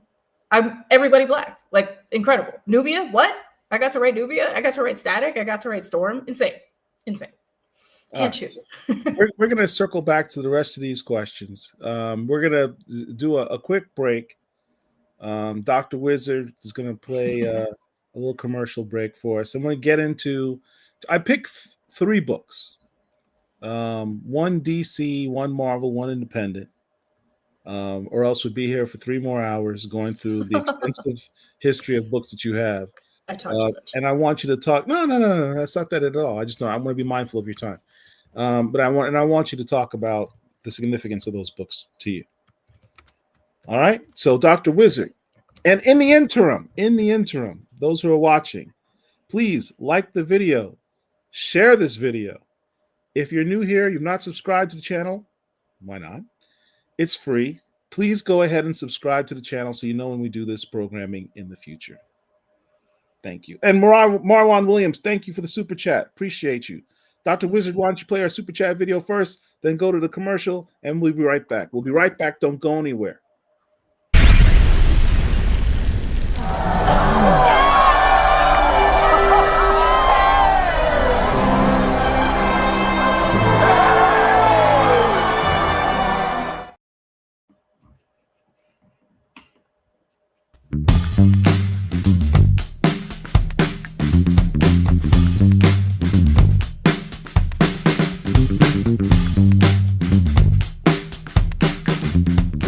Question. What are you to do when your very existence involves questions? Questions like, who are you really? Why are you wanted? Can I trust anyone? Why am I feared? These are some of the questions on the mind of Amanda McKee, aka Livewire. She is a psyot, which is a fancy word for a human being with evolved psychic or mind powers. And what man doesn't understand, he studies to see whether or not he needs to kill it. And how he studies will always depend on the resistance. In issue number 9 of Livewire, written by Vita Ayala, Livewire is sought out by a politician named Mr. Right, who wants more than just a vote. Well, at least that's the snow job he's currently shoveling. In fact, he wants to repackage Amanda like a brand, convince her that her old packaging will keep her being less than desirable, and all the while feeding her endless possibilities regarding her status as a fugitive. You see, Mr. Right is going to help Amanda. Never mind that she's considered a criminal. The campaign manager is shrewd enough, and she has a mind to even sue the government. How you love that? But if I didn't know any better, I thought I was reading about a black identity extremist being targeted by the FBI, and not a black psyop being hosed by a white liberal politician just to score some votes. And truthfully, there's more at play here, and Livewire is sentimental through it all. This issue reads like a script for politicians and challenging voting blocks. So they must do what white politicians do in the black community. Go to black churches and mingle with the common folk on their turf, which is what this politician does to Livewire. He seeks her out on her turf. He runs his game and goes about his business, but not before being spied upon. And this issue has some action in it, but the real action is the head game going on between Livewire and Mr. Right. It seems straight-laced enough, but in this issue itself, you really don't know. So I suggest you pick it up and check it out. But not only this issue, but the whole Livewire run. It's only 12 issues, so I recommend it. If you like this video, please like, share, and subscribe to our YouTube channel. Thanks for watching and listening, and I'll see you next time. Shout out to our boy OG Richard Wright for doing our dope Rich Recommends videos. That was done a few years ago, so we true Vita Ayala fans over here. I feel incredibly humbled and honored to be here. Honestly, y'all do such incredible work. It truly makes me feel on top of the world to be able to be here with y'all. Oh, well, thank you. We feel the same. All right, so we want to talk about, as I said, I wanted to pick out just 3 books that you did. One from, one Marvel book, one DC book, one independent book, and just get your thoughts on the significance of those books. Dr. Wizard will start. Look, we just did Livewire. Let's start with Livewire. Yeah. What is there to say about Livewire? Livewire was a project that I was asked to come onto after the Harbinger Wars 2 made her into a mass murderer, with justification in my mind because it was a mistake. And this was my thesis onto why she is, she's redeemable. They were like, can you make her not a villain because we need her to be a hero? I was like, all right. I'll see what I can do. So the setup was in Harbinger Wars 2 and after Secret Weapons, which was the first mini where she was featured. It's very good. Suggest you go read it.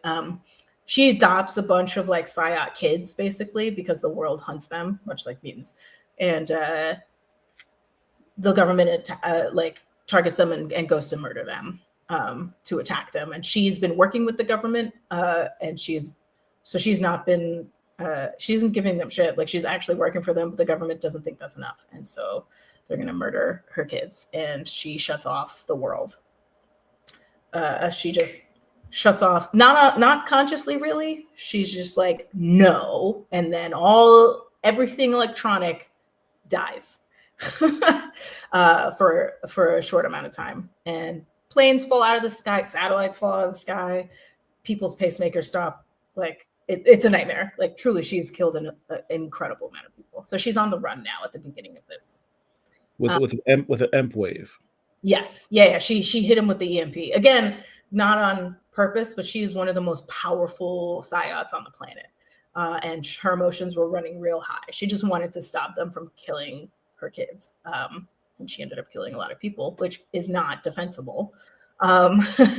Like she didn't mean to, but it fucking happened. And so yeah, this is 12 issues of like her going from that rock bottom to being like, I may never ever atone, but I must spend my life trying to make up for what I've done. That is what I need to do, even if I never reach it. And there's a lot of crazy stuff that happens in the middle. She was like, good time to write. I miss her a lot, actually. Was interesting is the way you phrase that. They kind of brought you on at a time to try it. Valiant at this era, right, was really trying to make a comeback, and brought you in to rehabilitate the character, to freshen it off for the new era. And to their credit too, like they understood that like you can't just like walk that off. Like she killed a lot of people. You can't just be like, yeah, but she's sorry. Like that's irresponsible. So they were like, no, we need to like rehabilitate her. Yeah, like we need to. There are consequences she needs to like face, which I really respected. It's not the first time. It's not the only time that you would be asked to rehabilitate a character.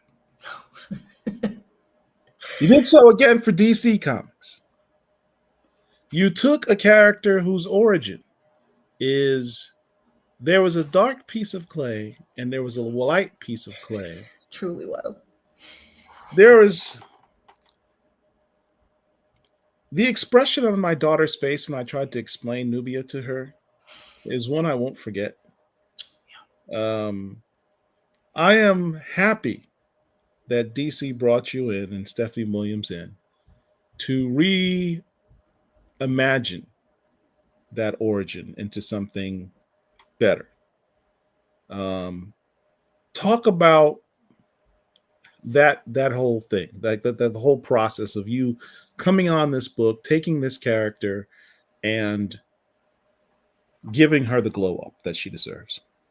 So I've been doing work in the Wonder Woman office for a while, mostly like anthology stuff. But Wonder Woman is part of my comics origin. So like she is very important to me and Amazon's in general. And so they were like, the origins are rough. Come help make this not rough. And I was like, this is a dream. I think a Black woman should write this. Like I'm a non-binary femme person, but like I feel like it's really important that a Black woman like writes this book. And then they were really, really, really happy for Steph to come on. So we co-wrote the book, and really she did all the heavy lifting. We planned it extensively together, but she did, after the first issue, she did 99% of the writing, and I was just there to lend experience. She's so funny. God, I love Steph. So like we needed Steph's perspective because that is an embarrassing origin to have. And Steph and I talked a lot about like a meaningful way to have her born into this life, right? And we still wanted like to connect her and Diana somehow, even though they aren't like sisters in the way that they were sisters before. And Stephanie like the Well of Souls was such a good idea. Like Stephanie was like, oh, there's this thing and it's happening and it's been set up. What if we did that? And I was like, yeah, brilliant. Excellent. Shout out to the great George Perez. Holy smokes. I think that was the issue I was introduced to the Wonder Woman comic book. Nice. Listen, R.I.P. I still weep, actually. So we wanted to connect her to Diana because, like, there's something really special about them being reflections of each other, just not literal reflections of each other. Right. And so what we kind of set up was that she was until the beginning of the series, she's the last Amazon that came through the Well of Souls, and it happened at the moment of Diana's birth. She came up and was born at the same time as Diana was being born. Nice. Yeah. And so they are connected forever. And in fact, after that, there were no more new Amazons until the series starts. And so, yeah, I mean, look, Steph's a genius, and I just bow to her, honestly. Like, it was really, really, really humbling to be able to be a part of this project. Like, truly. I mean, also like Aletha Martinez and Mark Morales on art. Like, it was nuts. Like, yeah, I was about to mention that. I mean, you had an all-star team on this book. Aletha Martinez is a GOAT. There are some people I'm like, if I could just work with you forever and give you $1 million, I would do that. Yeah. God, she's so good. Well, you know, this book was very popular in Black Comic Lords when it came out. You guys did a tremendous job. I got to talk to Aletha at length about the book. I saw her at some cons and stuff, and yeah, you guys put in that work, and you made a superhero that, quite frankly, should be getting even more glow up than she did. I'm still mad at you, DC Comics. I'm still mad. Okay. So I will say this. I can't get too specific about it, but you will see her again. And it is related to her, her queerness, because she's queer, because right. She is. That's just who she is. But also so the weapon that she has, which is really sick, it's like a staff version of like Ivy's like whip sword from Soul Blade or Soul Calibur, sorry. It is a spirit like of understanding in the way that like Diana has like the lasso of truth. We wanted to give her something as important as that, right? Like, in truth with a capital T is so important. But it is without context. Context is very important for me. It is neither good nor bad, and it can actually be harmful, right? Diana wields it well, right? But like, it can be very harmful. Whereas Nubia's kind of power is understanding, right? And that was really like important to me, to be like, that's her thing, understanding with a capital U. The enemy that she fights in the first arc, like she resolves that through understanding. There are fights, there's fighting, but like ultimately the Amazons represent to me things like truth and understanding and home and love with a capital L, like tough love sometimes, because they will fight. And so like, you will see her again, and that is in the mix, is what I would say. Good. Because having her in that Nubia joins the Justice League, and then by the way, and then we just killed the entire Justice League. That kind of pissed me off. Oh, I was so sad. I was like, no, I like reading Nubia. Once the first run was done, I was like, well, I'm out. That's great. Now I get to just read it. Like, I would read Nubia books forever. Well, you heard it here first, folks. Nubia will make a return at some point. She will be seen again. I think that constitutes. This is a Black Comic Lords exclusive.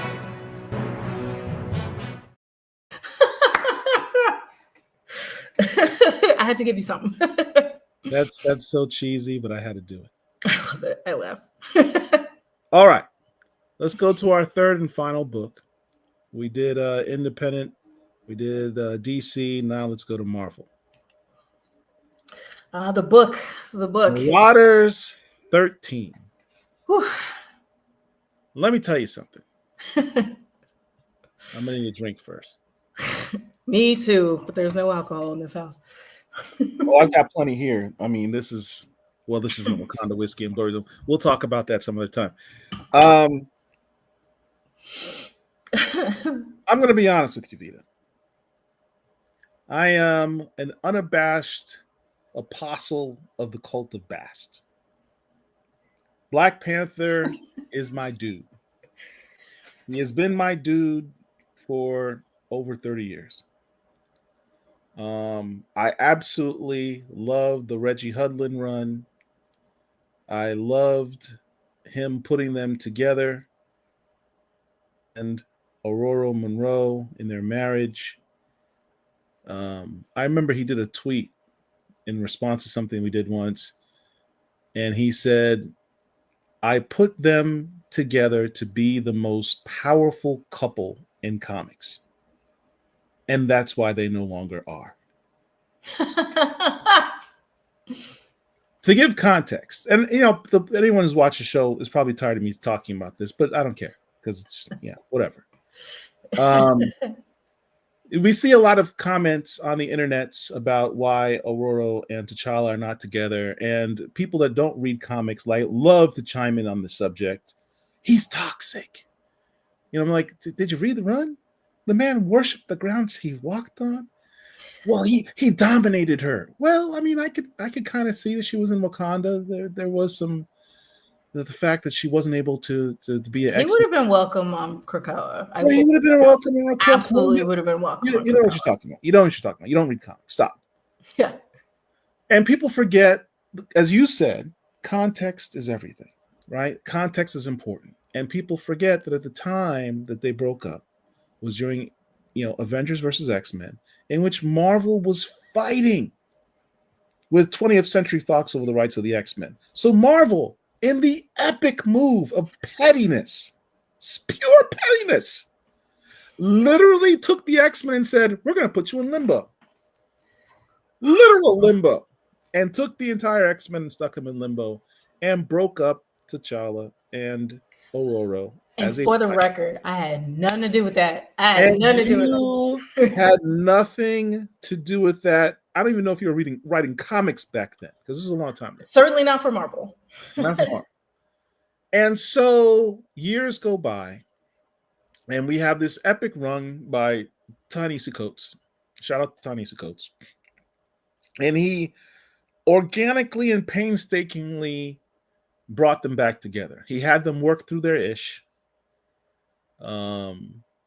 He said, and they ultimately reached this point of detente where they acknowledge we love each other, we're soulmates, we're supposed to be together, but we don't want to step on each other's toes.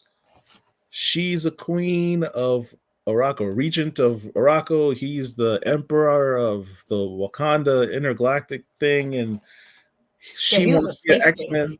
He wants to be a king and be an Avenger. They need to have their own separate lives, but they need to date. They need to date. That's fine.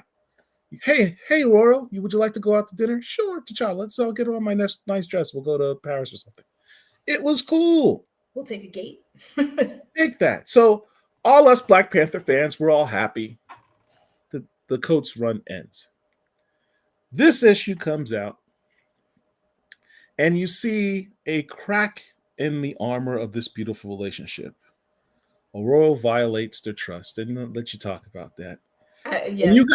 You got a lot of heat off of this. I sure did. You had things that were said to you that were unkind, and untrue. And untrue. And here's the thing. In retrospect, because this book is still talked poorly about to this day, but understand, as you said, context is everything. The reason right now that you still get the heat on this has nothing to do with you. It has to do with He Who Shall Not Be Named by me on this channel. A writer who had volume 8 of Black Panther, who drugged and dragged and deconstructed T'Challa in such a manner that has never previously been done, to the point where he had the two of them break up in a very uncharacteristic manner. destroyed all the hard work of Coates. And so when people look at that, they go, it all started with Marauders 13. I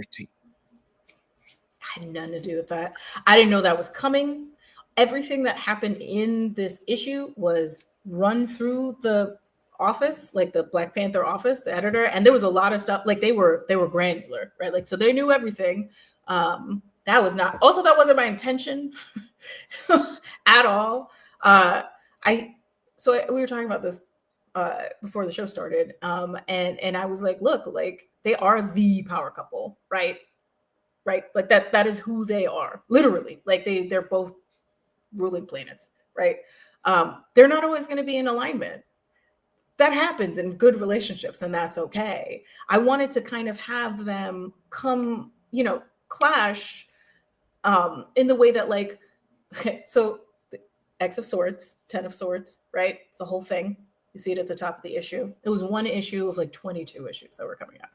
And the central conceit of this was that in another dimension, doesn't matter which one if you're not an X-Men fan, the things that are scarier than Apocalypse, the mutants, are coming to to destroy Earth, right? And the only people that can stop them are the X-Men, because the ruler of the like in-between place is a bitch with like reverence. I love Saturnine. And she's like, you will play a game for me, right? And it involves swords. And so everyone had to go find their sword. Storm's sword was something that I made up. I made this up. It wasn't real before this, which the hate that I got makes me feel like I did a good job in actually being like saying that Wakanda like is real, right? Like saying that like their perspective is like important. So like I guess I did a good job because people hate me, but it was this object that was very important to Wakanda's origin and also to the symbol of itself within itself, right? It's not for other people to care about. It's like intercultural. You get it. It symbolizes something really important.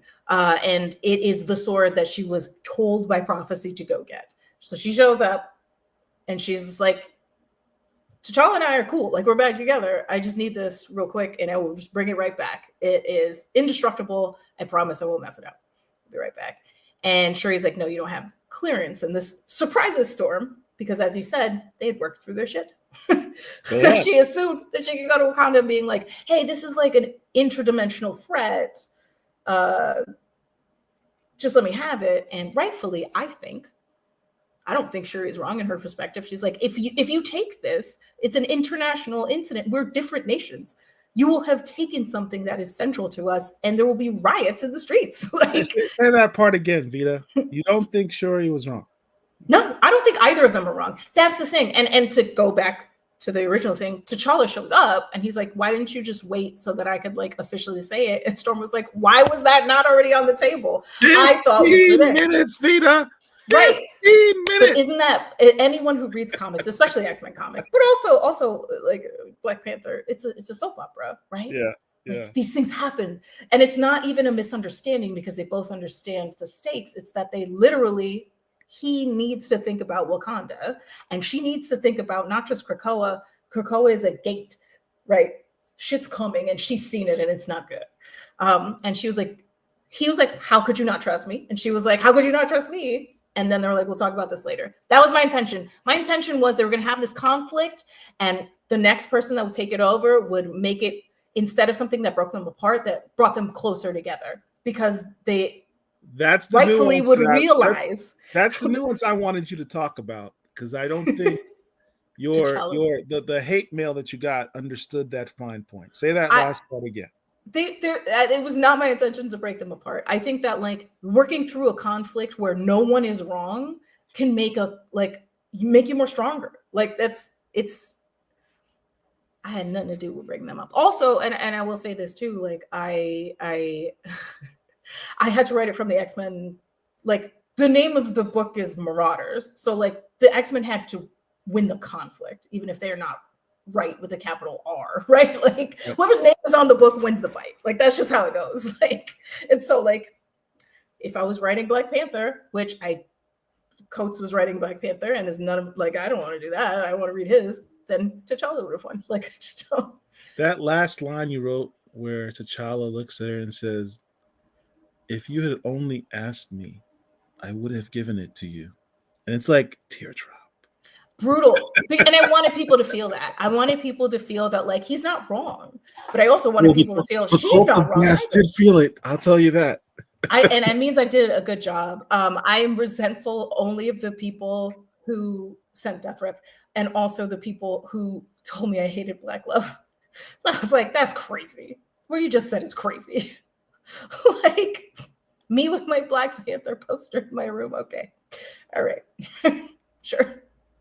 Well, it would be crazy for me to have you on here and not talk about that. No, I appreciate it. I was like, this is why I'm here, so you could tell me. I needed the answers to these questions, man, because I had problems with this book. It broke my heart.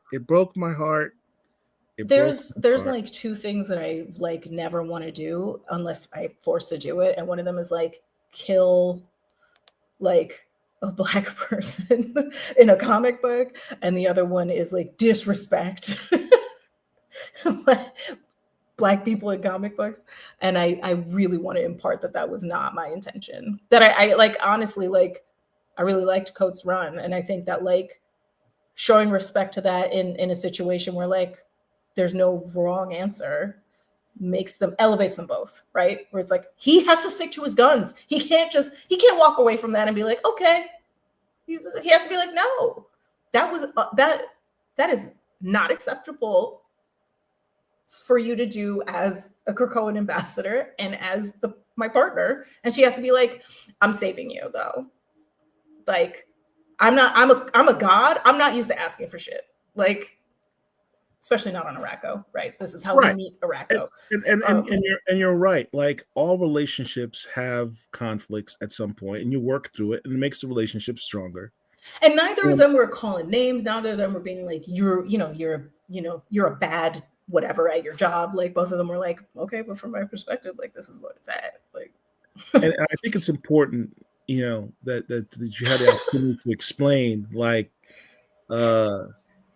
Storm does have hands. It was not your intent to break them up. And the reason you got so much heat is within the next month or two, the Coates started, the He Shall Not Be Named run started, and it all went down from there. And it's Truly, like, you see, all I wanted to do, like, all I wanted to do when it came to like the Wakandan side, because Wakanda is so deeply important to me, right? Like, an uncolonized African nation that is the most advanced nation on the planet. Like, that's so fucking important. What I wanted to do was like give them cool stuff, because I got to make this sword that had a place in their origin story. And like, it was like, like, it was just so cool. I was like, yeah, I want to give them something cool that they can keep in their office. And like the cat robot things, I was like, yeah, give them cat robots. Those are cool. I did not want to be like, and they're broken up, because that was not on the table for me. I did not. You had Storm beat up Shuri. I did, and I stand behind that. I love Shuri. I've written Shuri. I have. Like, I love Shuri, but like, Storm would absolutely rock Shuri in a fight. There's no way. I mean, understand. Shuri. But Shuri got... I mean, if you read the comics, Shuri, I'm talking to you fans out there, Shuri had the same training T'Challa had. In her introduction in comics, her introduction was wanting to jump ahead of T'Challa to fight, to take over the mantle of the Black Panther. She was ready to throw them hands. And I think that she is absolutely a fantastic Black Panther when it comes to it. Like, because she has been. And Storm took her out. Storm absolutely took her out. I stand by that decision. That you can hate me for.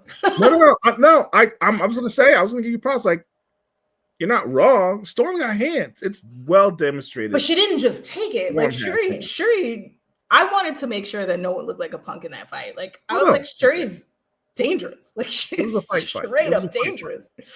It was a fight. But also, both of them have this love and respect for, like, they're sisters, right? Like, that's what they feel about each other. And so, like, they're both also pulling punches. Shuri was fighting for a reason that was really valid. Storm was fighting to keep Shuri alive. Like, I think that, like, that's what's going through Storm's head, right? She's like, I have to win this fight because otherwise you're dead. Like, that fight was painful to watch on more ways than one. I agree about the fighting prowess being muddled, and that's a bummer. I separate the MCU from the comics, and I really love the MCU version of Shuri and T'Challa, clearly. But I agree that, like, I think people don't understand that she's like lethal. All right, let's get back to our questions, Dr. Wizard. What do we have? Questions. What questions do we have? Any more questions? Any chance we get you back on static? No, I actually, like, I wasn't going to come back for the second one, but Nick was like, actually, I would like you to stay, because I was like, much like with Steph and Nubi, I was like, a Black man should be writing this book. Like, I couldn't say no to the first one because I love Static so much, but Nick and I, like, you know, we got to like really collab on that one, but like a Black man should be writing this book. Shout out to Nicholas Ivy. Absolutely. That second one was me just translating his genius into words that corporate could understand. Collective Birdie Niche says, is there any music that you listen to when you write? Absolutely. I make a playlist for every book that I'm writing, sometimes even if it's a short. There's a Finders Keepers one that I can post on Blue Sky. And I've been talking about this a lot lately with creators when we bring them on here. Like, I don't understand why more creators don't post like a Spotify or whatever playlist of whatever book they're doing. I usually do when it drops. Like, here's our recommended playlist for you to listen to as you're reading this book to be in the mood. I love that kind of stuff. I'll definitely post it again. And I have like an anxiety playlist to make myself more stressed out, to like hijack my ADHD brain to make me work. And I have one that I call Fix Your Posture, which is just like getting hype that if I need to get hype, I will put on. But I'll post the Finders Keepers one for sure. I'll post the Marauders 13 one if I can find it as well. There's one for that one too. Go ahead and tag us on it. Oh yeah. I probably owe that to you, because I was very, very upset, and I tweeted, "Gosh darn it, Vita, what are you doing, Marauders 13? No." I feel like it means that I feel like I represented the Wakandans properly because you were mad that they lost. You know what I'm saying? Like, I don't feel like you were mad because they were punks. I feel like you were mad because of valid reasons. I was big mad. I'm not. I'll just, you know. As the people in chat are like, Paul, you need to get over it, because I see Omega level Golden Glove, and that made me laugh very hard. My fellow Black comic lords, whenever they want to tease me, they said, "Oh, Paul, what did you do? Read Marauders 13 again?" I'm like, stop. I'm sorry. It was not my intention. So much therapy I had to go through. I'm sorry. I hope this. All right. James the Metamancer. Vita, we need you and Danny Lore on a Dark Stalkers or Bloody Roar book. I do it in a heartbeat. Danny writing John Tailbane and me writing Morrigan is insane. Like, that would be absolutely insane. I would do it in a heartbeat. Thank you for saying so. Also, Bloody Roar. I haven't thought about that in a long time. Yes, would absolutely do either of those things. Bloody Roar. Holy smokes. Pericles Dragon Balls. What characters would you like to write for that you haven't yet? That's such a good name. Is there any left that you haven't written for? I mean, there's a bunch. There's a bunch. I'm going to be like very real and like behind the curtain kind of right now. Like, that is a very complicated question, because a lot of characters are being written by people who are not just my colleagues, but like my friends. And it's just like, yeah, I would love to, when they're done, like, I would like to do X, Y, and Z, right? But like, I'm really happy that they're doing it now. But like, yeah, I mean, I would write the question in a heartbeat. Alex has got the question now in his capable hands. But Renee Montoya, I have like my top 3 favorite characters of all time are like Xena, Renee Montoya, and Wonder Woman. Like, those are my top 3 characters, which is insane, probably. I'm very gay. And I just, any chance that I get to write Renee Montoya, I will take it. So I have written her before, though.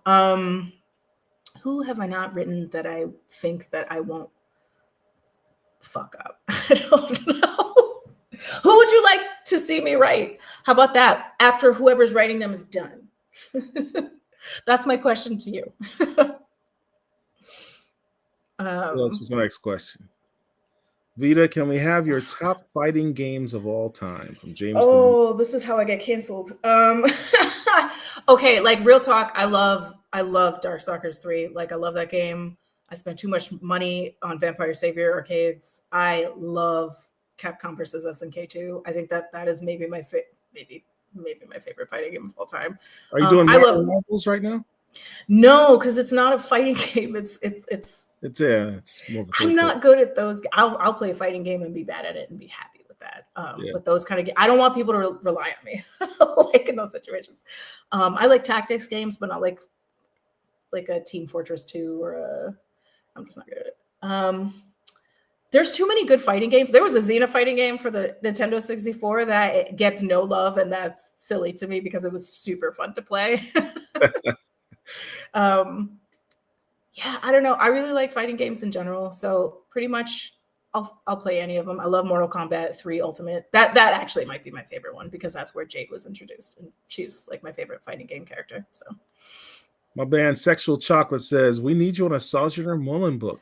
Oh my God! Have you done that character? You haven't. That's one you haven't done. Nothing out. No, I have not. It is so hard to think about following like Nora on anything, like let alone like a character that she invented.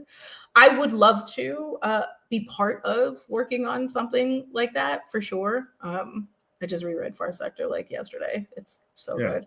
But I do not feel worthy to do that.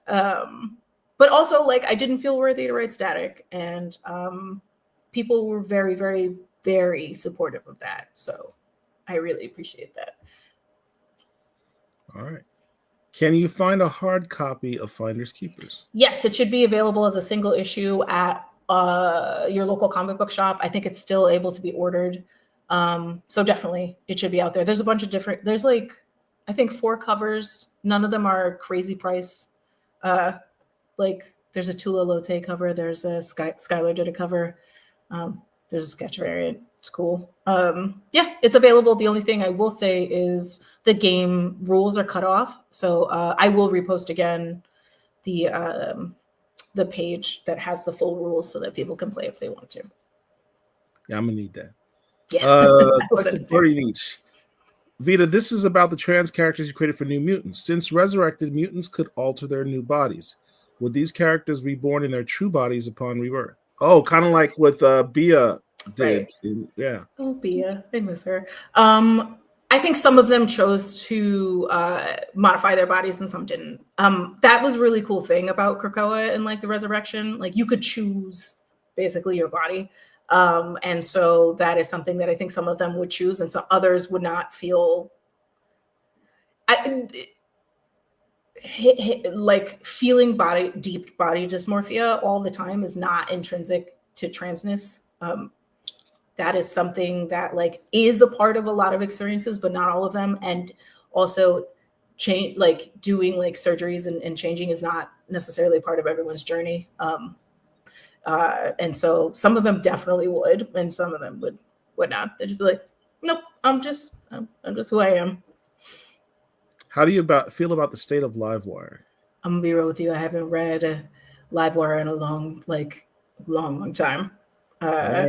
I should. Some changes. I mean, I hope I should. Would you do a Transformers book if Daniel Warren Johnson asked you, or a G.I. Joe book? Those are both so good.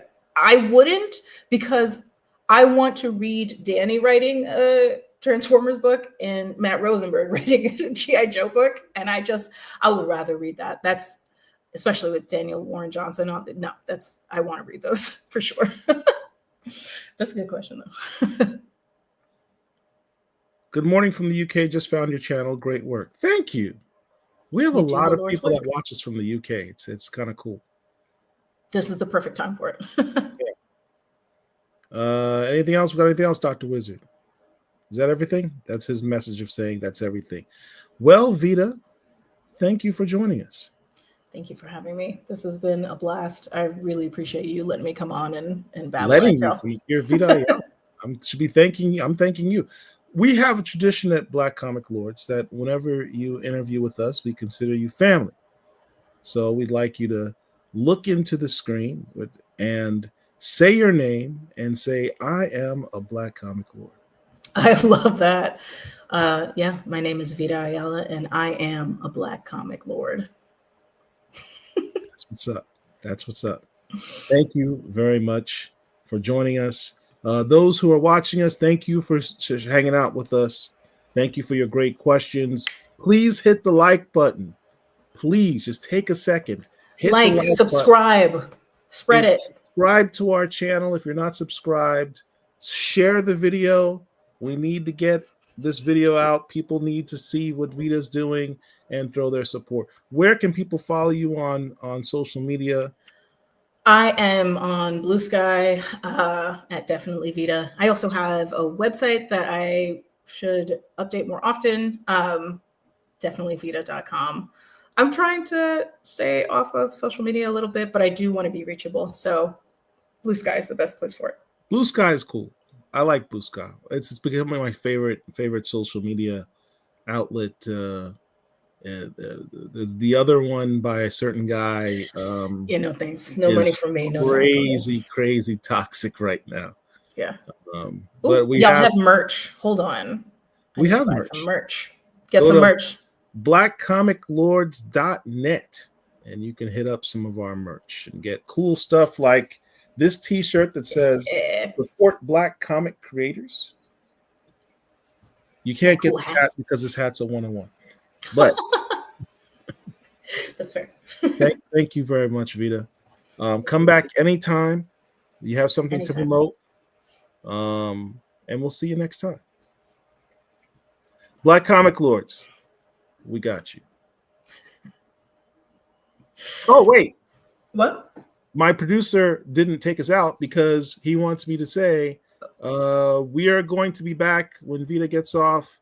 And we're going to have a Wednesday wrap-up show, I think, because my producer wants to show off some stuff that he got and flex in front of me and embarrass me and piss me off because that's what he does. So I think we're going to go to a commercial and be I'm going to watch. You want to watch? All right. I'm going to hit you up. I need when they come out with the trade, I want to get a signed trade from you. Okay. You live in New York. I'll send you my address. I'll send you whatever money you need. Ship it out to me. It's free. We're going to make it happen. If I'm close to you, I will just pop by and say what's up. I'll buy you a cup of coffee or tea or whatever it is that'll make you feel a little better about Marauders 13. How about that? Next time I'm in New York, probably in June. Okay. All right. So now, Dr. Wizard, will you take us to commercial so that we can have our Wednesday wrap-up show?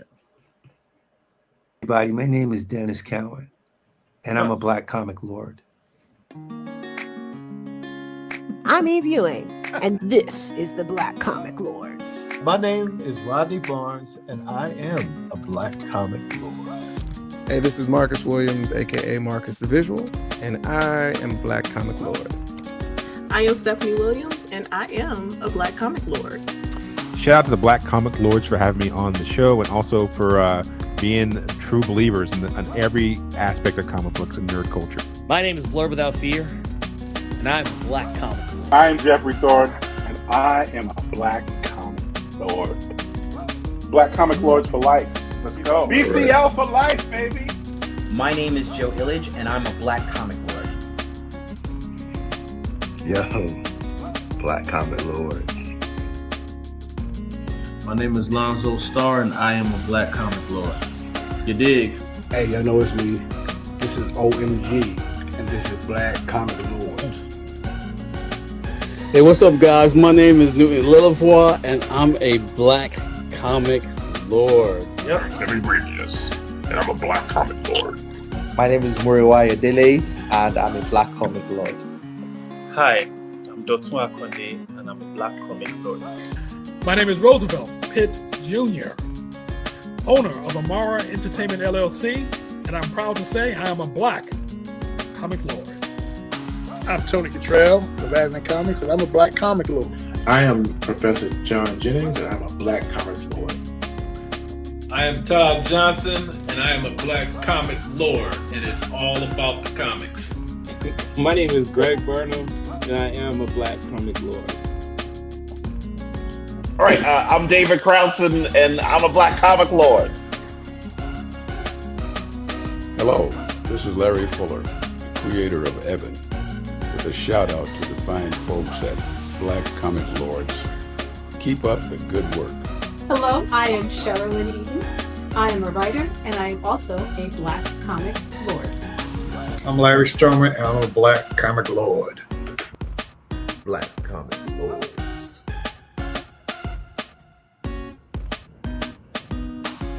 Hey everybody, this is Sean Martinborough, and I am a black comic lord. I am Sean Damian Hill, and I am a black comic lord. But do it enthusiastic. I'm Brandon Thomas, writer, creator of comics, and I am a black comics lord. My name is Frederick Littles, and I am a black comic lord. My name is Aletha Martinez, and I am a black. My name is Daryl Banks, and I am a black comic lord. I am Carla, aka Moon the Storyteller, and I am a black comic lord. My name is Morgan Hampton, and I am a black comic lord. My name is Brandon Easton, and I am a black comic lord. I'm Brian Hill, and I'm a black comic lord. My name is Tim Fielder. I am a black comic lord. Hi, my name is Angelique Roche, and I am a black comic lord. This is Ray Anthony Hyde, and I am a black comic lord. I'm Andrew Dahlhaus. I'm a black comic lord. All right. Hey, my name is Sanford Green, artist, illustrator, and I am a black comic lord. I am TJA Comics, and this way. I am Erica. I am Candace, aka DJ Candy Crush. And we are Black Comic Lords. Black Comic Lords. My name is Charles Stewart III, and I am a black comic lord. I am Chris Cross. I am now a black comic lord because I am now family, and so are you. Black comic lords. Black comic lord. Solid. Subscribe now. Yeah. I am P Dub, and I am somebody. What's up, y'all? What's up? It's the Wednesday wrap-up show with the Black Comic Lords. How y'all doing? Hanging in there, hanging in there. OG, is that a lightsaber shirt you got on? What is that? It is. You trying to represent Star Wars? Come on, man, don't impress me. Man, I'm going to bring the wrap up. It's late. It's late. Oh, yeah. It is very late. You know. Well, I figured you wanted to say a couple words, and then you could be on your way. Say what? You don't have to Why be am I here. hearing an echo? Oh, that's just rude. Somebody's got an echo. Somebody's playing this stuff at two different black spots. Hold on. I don't Let me see hear something. anything. Okay. Is that better? Yeah, you sound better now. Okay. Yeah. Maybe I was in the show within the show. Tragic. Oh. You were in the matrix. I once says you know, I sat there and watched the whole interview, you know what I'm saying? I figured like, man, we ain't doing no Wednesday rap. Well, that's what I kept thinking. I'm like, oh, okay. It's late. You know what I'm saying? Derek, whatever you got, we need to get to so we can go to bed, bro. Oh, okay. All right. We got jobs and sleep to get. You know. Okay.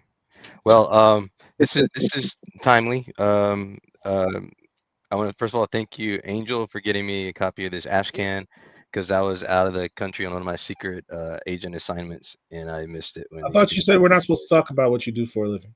I just said secret agent. I didn't say what I do. Okay. No secret. You said secret agent. That's not revealing anything. Yeah.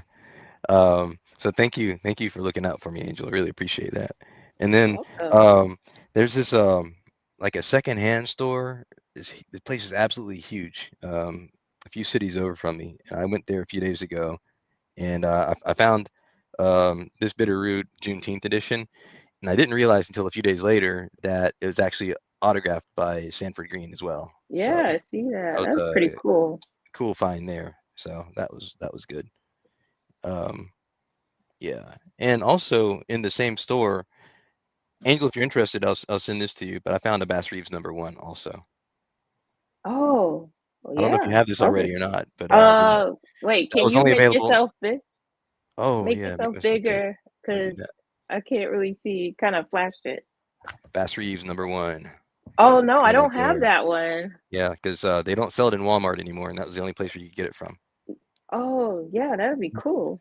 So I'll send that your Shout way. out to Kevin Grievous. Mm-hmm. It's a lot of Yep. you got Bitterroot behind you too. Oh yeah, this is the compendium right here. Oh. Yeah, and then this is the #1 second print, which is probably the lowest printed in terms of number of copies. I think probably like 800 or 900 copies that were ordered to that one. So if you're looking for a #1, then aside from maybe the Akira one, that second print is probably the one that's toughest to find. Tell me, Mr. Funkmaster Flex, does your compendium have a Oh, look at them! Look at that! remark by Sanford Green? No, it doesn't. But I might have several more Sanford Green signatures here. I might have 4 or 5 of them. I've got Doom #1 signed by Sanford Green. Hold on, I'll show you something signed by Sanford Green in here. Do you have one of these, Paul? Here we go. You done So started. this is like a pack of flyers, promotional flyers that came out before Bitterroot came out. Oh wow! Still sealed, and it's signed by Sanford Green. Now that's cool. I absolutely hate you.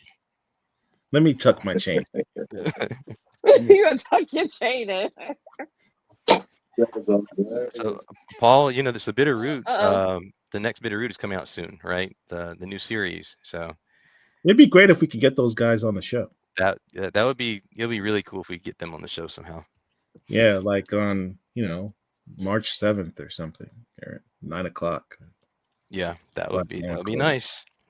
That would be cool. Okay, is that you telling something? That sounds like you're telling I something. I didn't say anything.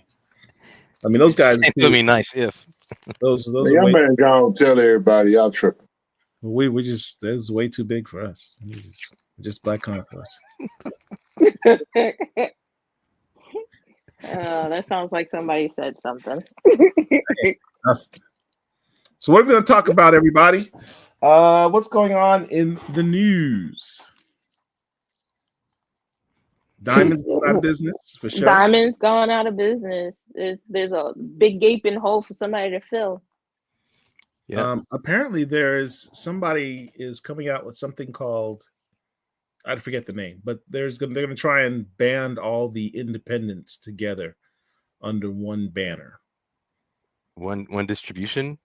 Yeah, some type of distribution. Somebody wants to take over some of the, because when the company goes through bankruptcy, they sell off the various parts to settle debts, and this is a great opportunity for someone to. Oh, look, we have a special guest. Hey, what's up, gang?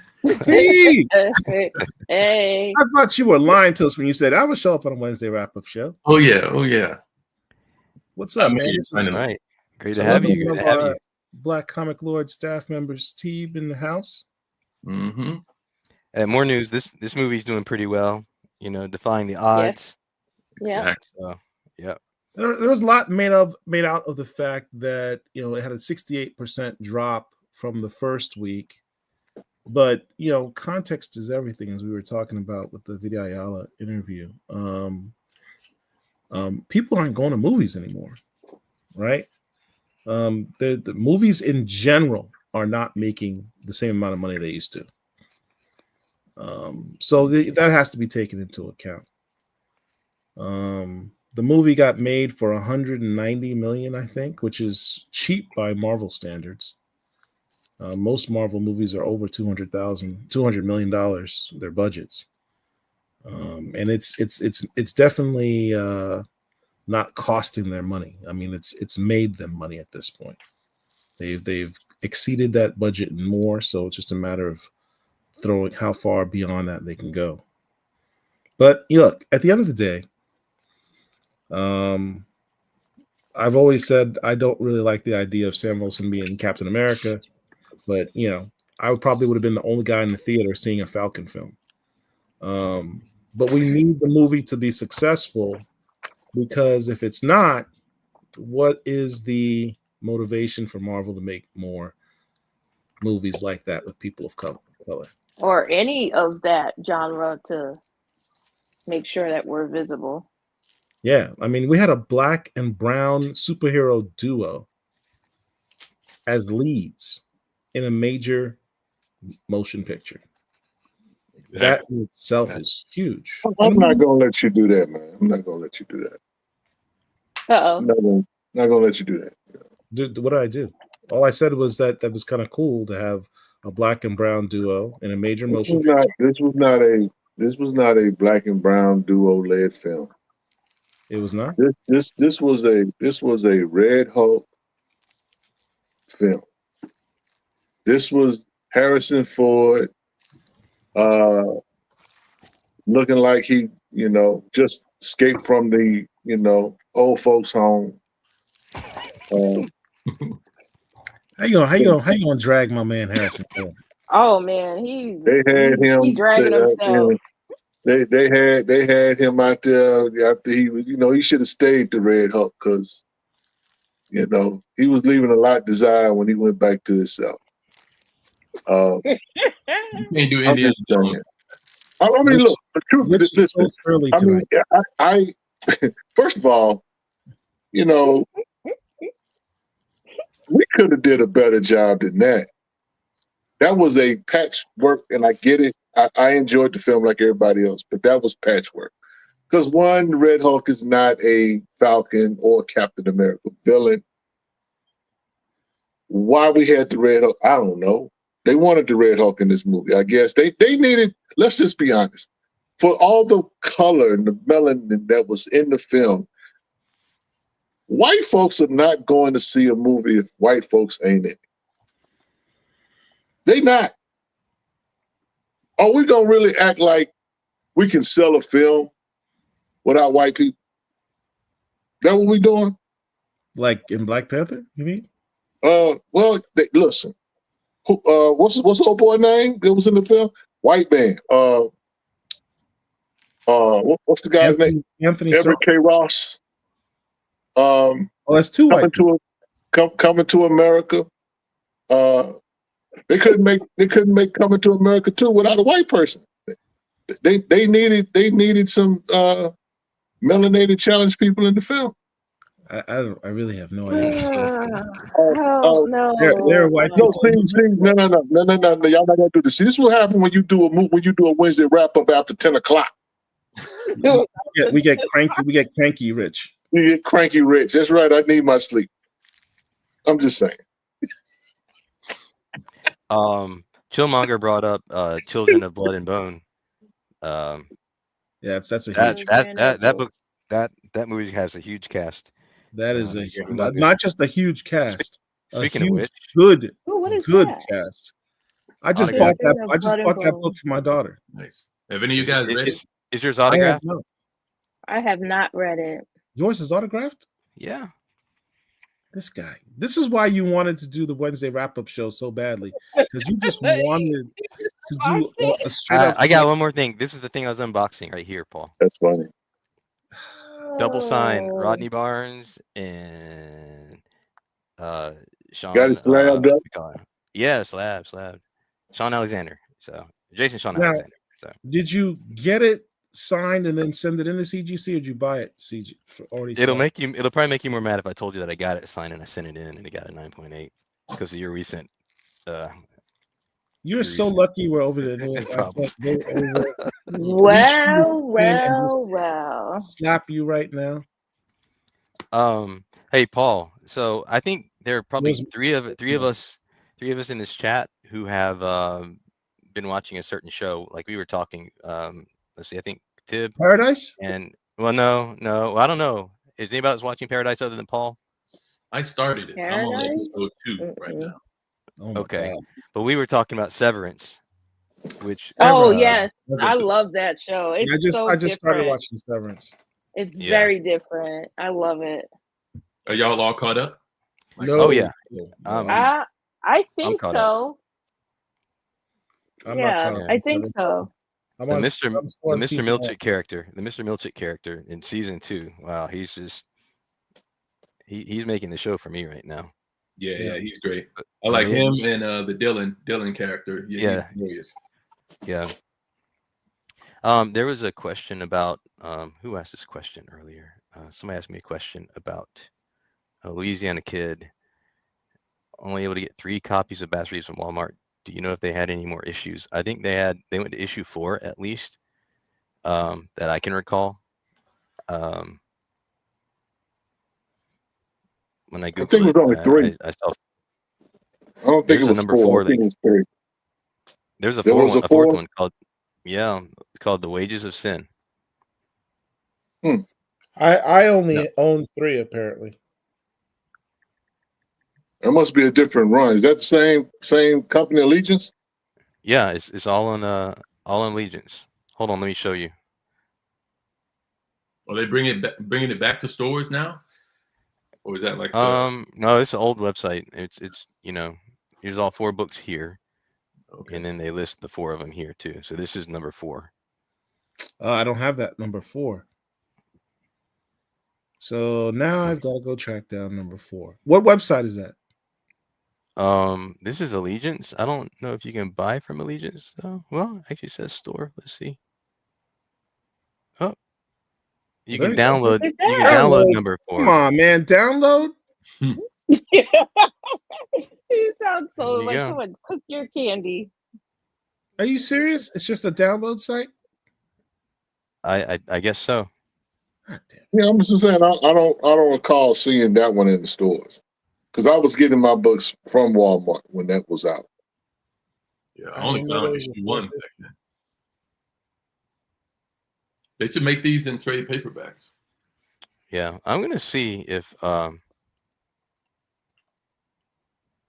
just gonna see if I see any of the number 4 on eBay, or maybe that was completely digital. That's got to be digital. I'm not seeing any of those at all. I didn't think so. It might have been all digital. Okay, all right, yep. I'm not seeing any other. Yeah, I'm on eBay right now because I was just being nosy. Oh, speaking of eBay, another thing I noticed. So I think all the Bitterroot talk has caused a few books to spike, and I shared one particular Bitterroot variant that it's selling for $60, and it's not a number 1, but it's the Scotty Young variant. So if you happen to have that one, and obviously it's a good one to keep, but if you're looking to sell one, now's a good time to sell it. You can get about $60 for it right now. I'm holding mine. Yeah. Yeah, it'll just keep going up. Mm-hmm. Wish I had some extra ones. I would have definitely tried to make the hobby pay for itself. Yep, now would be the time if you got extras. Yeah. Well, there's one on eBay for $65 if you want to buy that one. I don't know. You don't want that bad, do you? That sounds like a risk. Where did you get your signed Bitterroot copy? I just found it. It was a store called McKay's. It's like a secondhand superstore. Okay, yeah, I know McKay's. That's one in Chattanooga, I think. Yeah. There's not many of them. I think they may only have three stores. So there's one in North Carolina, and there's one in Tennessee, and there's one other place where they have a McKay's. But that's a huge store, though, isn't it? It's big. It's big. Yeah. I went over there. We don't have any cool stores like that here in Orlando. Nope. Orlando sucks. It does not. You don't have like a second in terrible. Charles? You don't have like a second in Charles or No, never heard of that. What's the other place? The Half Price Books. Half Price Books. Nope. Don't have that. Nothing like that. We have Ollie's, but that's about it. Yeah. Ollie's needs to bring up some new stuff though. I'm getting tired of going over there and not finding new stuff. Well, I think That's people have where gotten their clues. they About gotten Ollie's, and they they've clear it out. gotten wise to it. As soon as they have shipment, there's a line of people waiting. So, Derek, why don't you bring up the books that are coming out this week? Okay. Oh, like this Doom. This one. Now, what is that? What is that? Why does he have a red face? Because it's the Hulk book. What? It's the ratio. Oh, I see. This is what we talked about with Angel. Angel likes to flex too. She just does it in a look at this. Just put it in high grade. I'm not flexing. Yes, you are, Angel. Like, Don't this front. was on the list, right? That hasn't even come out yet. How do you even have that in your hand? What do you mean? What do you mean it's not out yet? I bought it. Oh, that came out last week. That came out Didn't last it? week. Yeah. Damon, you said you're looking for Bitterroot 6 and 7. Are you looking for cover A of Bitterroot 6 and 7, or any of them? Yeah, which covers are you looking for? Yeah, Nigel, the site we were on was Allegiant Comics, I believe. Yeah, that's got to be digital because on CLZ it's just the 3 issues. Okay, so Nigel, just Google Bass Reeves Comics, and then the Allegiant website will pop up for you. All right, so here we go. Here's our League of Comic Book Geeks account. Check out what's coming out. One quick question from Charles Stewart the third. Does BCL have any convention shows we might be attending this year? Well, we're waiting for somebody to invite us to one. Then we'd be happy to go. I'll be honest. Hint, hint. We ain't got to invite. I don't think we're going. Got to get invited to go. No one's invited I mean, us. you know, I'm just saying it is almost March. Guess we're not part of the cool kids club. Nah, Wait, so aren't you I'm supposed sure. to just submit as for press passes? Let's see. Oh, we did get invited to OAX. That's right. Yeah. Well, OAX showed us love. For the And then Paul, you're gonna go to Schaumburg, I guess. Whenever if Schaumburg exists, I mean, we'll see. And are you planning to go to Heroes Con in North Carolina? Who, me? After the last discussion you had with Mr. Height and I would love to go to Heroes Con, but you said I couldn't stay on your couch, so I didn't say that. I said I said you could. You didn't not say that, man. No, this sounds like a weird, awkward conversation now. This is why I was questioning why Angel has that Mr. Terrific book, because it's slated to come out here. Oh, today it came out today this week. Okay, I forget today's Wednesday. So, but it's the Wednesday wrap up show. But right. Mm. Did anyone pick Iron Man's got Riri Williams? This is a cover by this West Coast Avengers. I don't even think Rhodey's in the book, but he's on the cover. Jersey. Yeah. Green Lantern book. Sexual Chocolate, do you know a date yet? Because we really want to mark our calendars for Schaumburg. If you do know the date, just let us know. All right. Sorry, Paul. This G.I. Joe book is a cover by, because it's a dope cover with my man Stalker, my favorite G.I. Joe on it. I guess it's their version of a Black History Month cover. Shout out to Ryan Benjamin on this Signal cover. It was really dope. Shout out to Greg Burnham, his book Bridges, #1. I have this book. I got it in the Kickstarter. I haven't read it yet. I'm looking forward to it. Might have to get an extra copy to give to my daughter because she treats comics like trash. Uh-oh. Mm-hmm. This is the final issue of Blade Red Band. Yeah, I got that one today. I did not know this book was going to be canceled. It's been canceled. Really? Yeah. That's terrible. I mean, this particular run was not as good as the last one.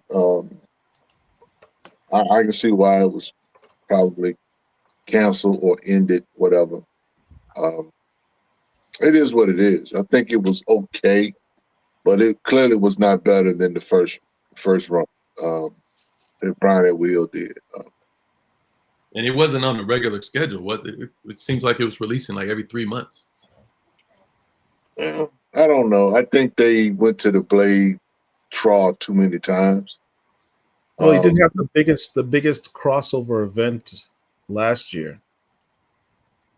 He was the center of all of that. There might have been. You got to be able to follow it up with something. While I won't say comparable, but definitely in that range, and I don't think this was at all. I think it was okay for what it was. Marketing the book as a red band book and that kind of thing. I think people got over. I'm gonna be honest. I was over the red band hype after like issue 2 of Blood Hunt. There was a lot made of the red band stuff. The red band stuff wasn't actually. It wasn't risque like it should have been. Yeah. Very light. Very, very light. I mean, that clearly was a marketing ploy. It's kind of like backwards messaging on records. I'll get the red band. Oh, it's such more graphic. I was like, really? Okay. It was very. It was very meh. So and I mean, we know Brian Edward Hill to be an excellent writer, that kind of thing. This clearly wasn't his best work, but I think it was solid for what it was. But you can't do this after a Blood Hunt by Jed McKay. You just can't. You can't. And of course, I think there was some fatigue there as far as Blade goes. I think we hadn't had this much Blade in a minute. There is such a thing as, oversaturating or whatever, or going to the trough. Like, I would have liked to see Blade in a Midnight Suns run. Personally, nice. You know what I'm saying? Blade does pretty good in team books versus his own stuff. I mean, and I get it, you know what I'm saying? If I get possessed by a 1,000-year-old vampire, I'm gonna probably be a little moody too. I might have to go to a foreign country and rediscover myself. But either way, it just could have been better. Shout out to, speaking of books that got canceled, man, shout out to Jeffrey Thorne. I found out today that X-Force has been canceled. X-Force is going to end at 10 issues. I think he did some solid work on that book, gave us some good moments in that run as well. But yeah, it's coming to an end at 10. And it's so funny because the podcast I was listening to kind of alluded that this took Jeff by surprise. I'm not sure. Shout out to Jeff, our man. But I guess Jeff had wrote up to like 15. Oh, dang. He told us when we interviewed him that he had probably a good 20 or so issues in his head. Yeah. So, but yeah, it's going to end at 10. But here's the thing: Marvel has kind of put it out there that they're doing 10 issues. That if they go further than that, we know it's because of the sales. We go around this drum all the time. These books get canceled because people don't buy them. It's that simple. And while I love Black comic lords, I love being a Black comic lord, I'll be wanting to choke some of y'all. Oh, jeez. Because we say pre-order, Yeah. don't we, Paul? True. Yeah, We that's true. we stand on that hill, we die on that hill, and because we die on that hill, these books die on that hill.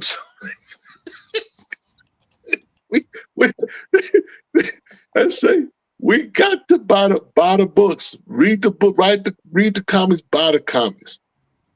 Guys have got to be proactive. It's good to be able to go to a shop and get something off the wall. But just because you get something off the wall and you can come in our Facebook groups and post and see, I got the book. You need to put that. That's not enough. That's not a pre-order. That's right. not enough. In the words of Kamala Harris, that's not enough. Oh, geez.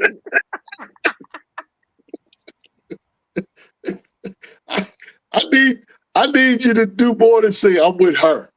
I'm gonna need y'all to go vote. I need y'all to vote with your dollars. Go and pre-order the books, because these books get canceled if you don't buy the books. Look, here's the thing. This is, and Paul, help me, but this is one of the blackest things you can do. If you want to support and help black comics, you got to take your black dollars and buy them.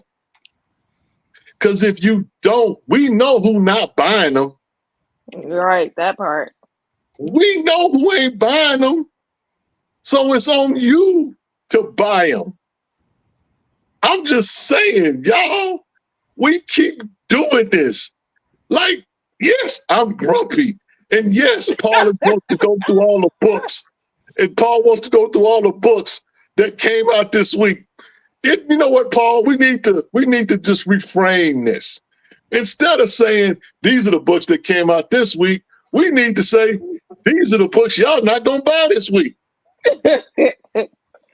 Well, we need to show the books that we should be ordering right now before FOC. Right. Cutoff date is Sunday for most shops. So I'm just saying. I'm just saying. I just don't need Herschel getting on his morning show talking about how we don't buy books, trolling the whole Black Panther crew, and just. I don't think anything's gonna stop Herschel from trolling. Clearly. Message. Seriously though, guys, we got to buy these books, and you got to get a subscription, and just support black creators, black writers, black artists. We just had a dope one on. Shout out to Vita Ayala. I'm just saying. Good point from Sexual Chocolate too. Now, Sexual said I push back. People can pre-order from League and other sites, but people are picking up the books. And what does it mean to pre-order issue 1 and not pick up issue 2, 3? Well, that's what I'm saying, Sexual. I'm saying, listen. There are no atheists in foxholes. And so when me and Paul are reading a bad comic book, we need y'all to read it with us.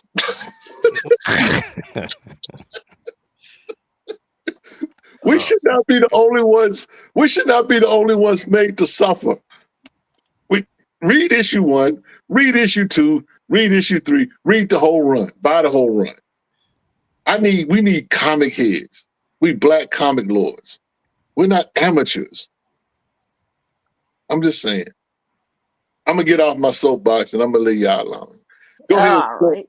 Go ahead, y'all. I'm sorry, Paul. I'm in my feelings. Yes, I know. This is what happens, you all, when Rich has not done his Real Talk with Rich show in a long time. He doesn't have his outlet to vent his feelings, and so they come outpouring all at once. And some of y'all are being victimized as a result. But I just say, come on, man, not the barrels. He is not wrong in what he says. He is not wrong. To that point, here are books that are on FOC right now. Right? This Birds of Prey is not supposed to be here. But Blood Wars by Godhood Comics, number 1. I have read some of this already. I have it digitally.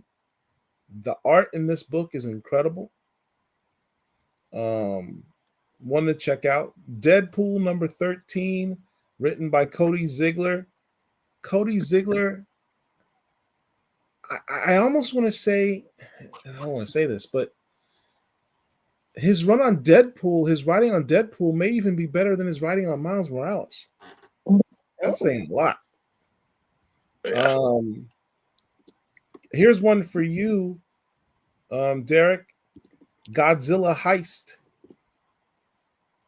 I think that has a black writer or black artist? Man, you know what? Godzilla's getting a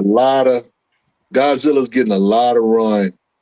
There's another Godzilla book that came out, I think, last week. Godzilla versus Chicago. Yes, that was today, I think. So I don't know what the y'all smoking on that Godzilla pack in Chicago. What y'all I doing? love Godzilla. I've got the heist one, but I got gold foil. I think is the one I have. So April 2nd, which is a Wednesday, which it'd be great to talk to somebody on that date, like Brian Edward Hill or something. Anyway, this is a different one. Ironheart comes out, written by John Jennings, with a character that he created called Chem, which is the, I think, daughter or some relative of Chemistro from the Luke Cage days back in the day. Yep. So this is his series, 4 covers, 1 shot. You got the Mateus Manaheni variant here. Paris Allen has a variant. Godtail 1 in 25 variant, which looks pretty dope. So go check that out. Pre-order it. Help support the book. If you want Ironheart to come back, this is how Marvel tests the waters. They put out a 1 shot and see if y'all pre-order it and buy it. So if you want to see more Ironheart, pre-order this book. It's a 1 shot, so you don't even have to worry about it. I don't feel like committing to an entire series. It's a 1 shot. Order it, pre-order it. Marvel will look at those numbers and decide whether or not they want John Jennings to continue writing Ironheart or someone else. Cutthroat Comics. Huh? No, I was looking at Cutthroat's comic commentary about Rat City number 15. So I'm guessing that there finally was a payoff because I dropped it. And I'm like, this story keep going on and on and on. I'm just saying it did. I mean, it you know, and I just recently dropped it, so I may have to go back and get it. But yeah. So we got this Miles Morales number 32. It's got Thor and Hercules. Miles has just been made the herald or champion of Anansi. So he's starting to work on the god level now. So that's kind of an interesting story. Moon Girl and Devil Dinosaur 10th anniversary special. Moon Girl has been around for 10 years. Well, doesn't he seem like it's been that long already? I don't know of another Black woman character that has had as long a run at Marvel as she. She had 47 issues. So kind of a significant character for that even alone. But in this issue, they're going to introduce a new character called... What is this new character's name? Crap. Ruh-roh. It is called Devil Girl and Moon Dino. They basically switched the names around. So instead of Moon Girl and Devil Dinosaur, it's Devil Girl and Moon Dino, which is in this cover right here. Art by Natasha Bustos, one of the original Moon Girl artists, and written by Justina Ireland, who has been doing great things for Marvel. She did the Sana Staros book for Star Wars, and she's currently writing Amazing Spider-Man. So more Black comic creators doing their thing for Marvel. And there was one other here I wanted to share. Moon Man is still going. I don't think I like Moon Man. I can't. The art is just bothering me. I can't. It's very abstract. The story's cool. I love the story, but the art just bothers me. What you talking about? What book? Moon Man. And it's very abstract. Yeah, well, you know, it's Kid Cudi. I mean, that dude is weird, you know. And then the week prior, we talked about Bitterroot. Not in the bad way. Movement. Weird. Bitterroot next movement comes out March 26th. These are the covers that we have so far. I already pre-ordered mine. Yay! Got to pre-order all this. We don't know what this cover D blank variant is going to be all about. It's blank, but I don't know what the cover underneath it. It's probably going to be the cover A. I Lied Popeye number 4. I guess there was a break on Popeye because it seems like that was quite a delay between 3 and 4. Yeah, there's delays between these issues, so you're still time. That might be. I think that might be the last one. Is it? I think it is. There may be one more. I'm not sure. But yeah. Yes, it is the last issue. Hey, Paul, can I just break in to make a quick comment? I just wanted to let the chat know that Khatib has some giveaways that he wants to do tonight. So stick with this. Indeed. Stick with this. Feel free to continue on the comics, Paul. I just wanted to let people know so they don't drop too early. Exactly. Well, let's see. That was all I wanted to share. I wanted to show what was coming up in FOC. Can you pull up one other one? Spider-Boy 18 has a cover from Damian Scott, Sexual Chocolate is saying. So maybe. Oh, okay. Let's pull that up. And then we'll get these giveaways. Spider-Boy 18.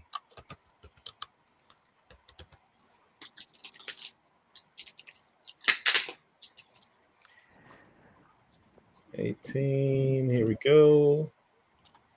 Let's see if we can find the Damian Scott cover.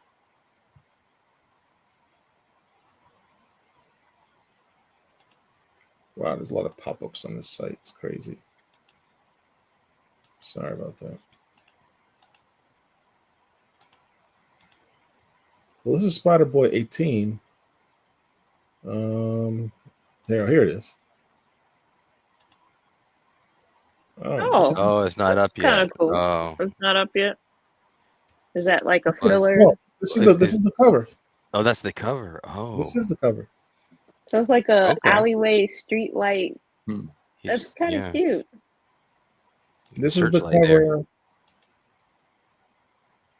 Yeah, that's the Damian Scott cover.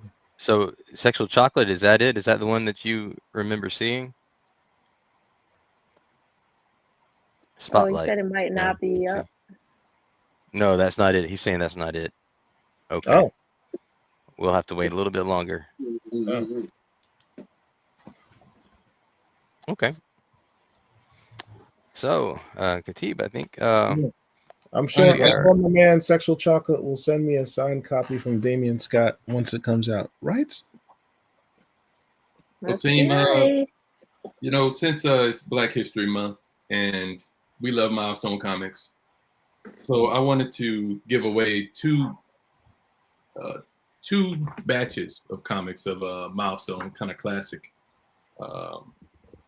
So if you would put hashtag Milestone in the chat, and we'll do a random raffle to give these away. But oh, you have to be subscribed to the Black Comic Lords YouTube channel. You have to like this video, and you have to have shared the video.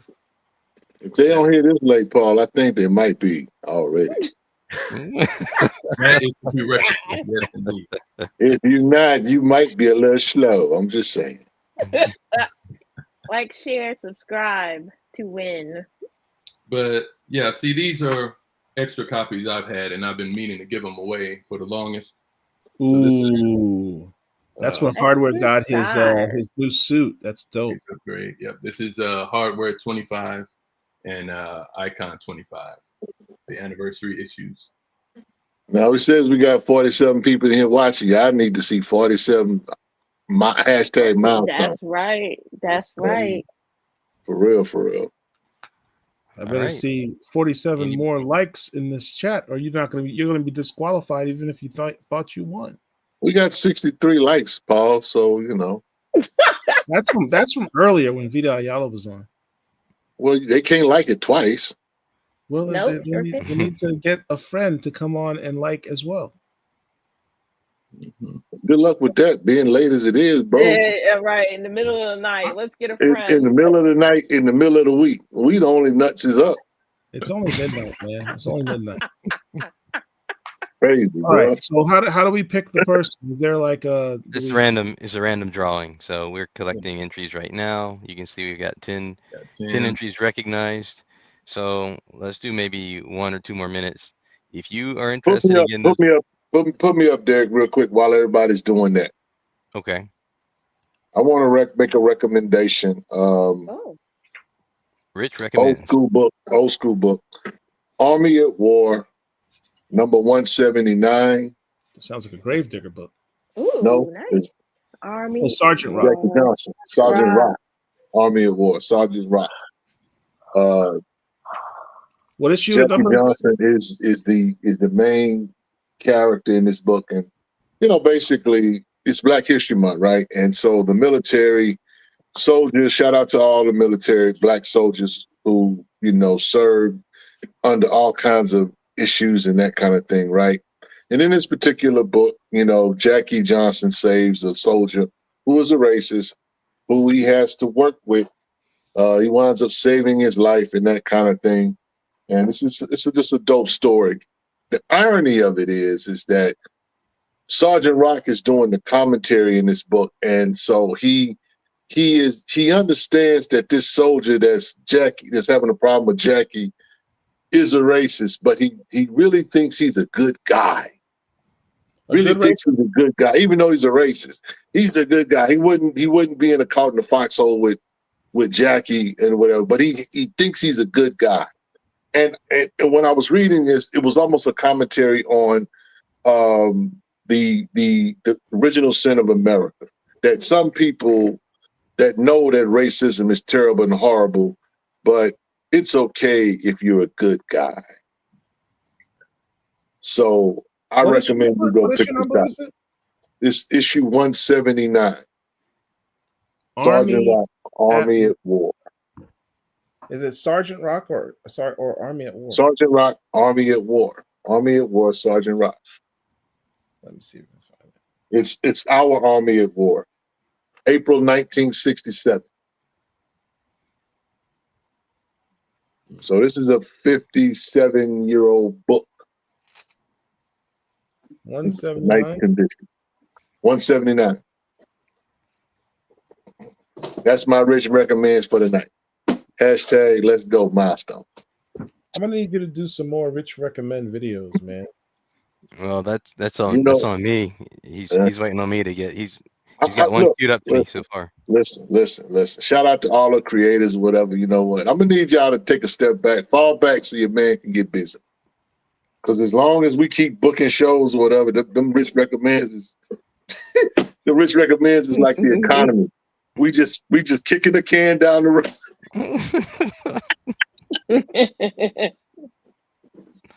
We just kicking the can down the road. Yeah. But anyway. Those entries. Let's see. Let's take a look here. See how they're doing. We out here suffering from success problems. Okay, we got 15 entries out of 47 watching. That's the sad state of Black comic community. Nobody, y'all don't want a milestone book. I guess they got them already. That's it. They don't want it for free, do they? You know what I'm saying, bro? See, that's when you know you living in an entitled country. When people just thumb their nose up at free stuff. I don't need that. I don't need that. You know what I'm saying? This is the only country where you try to feed a homeless person, and just because you offer them a cheeseburger and they tell you, I'm a vegan. What? Vegan. I'm just saying. We got bougie people. Just bougie for no reason. Y'all better take these milestone but books. don't give me no meat. All right. Tragic. Okay, we ready? All right, let's go here. All right, anybody else wants to do it? You got 5 seconds before I go in and hit the button here. 5, 4, 3, 2. I saw what you did, Paul. You know you Paul, you're not eligible, bro. All right, Here we go. We're up to 19 now because of Paul. Here we go.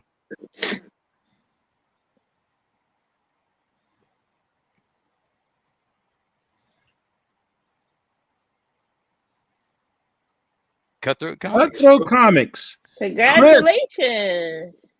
Chris at Cutthroat Comics did an interview of me last week. Nice guy, comic fan. Appreciate you winning that.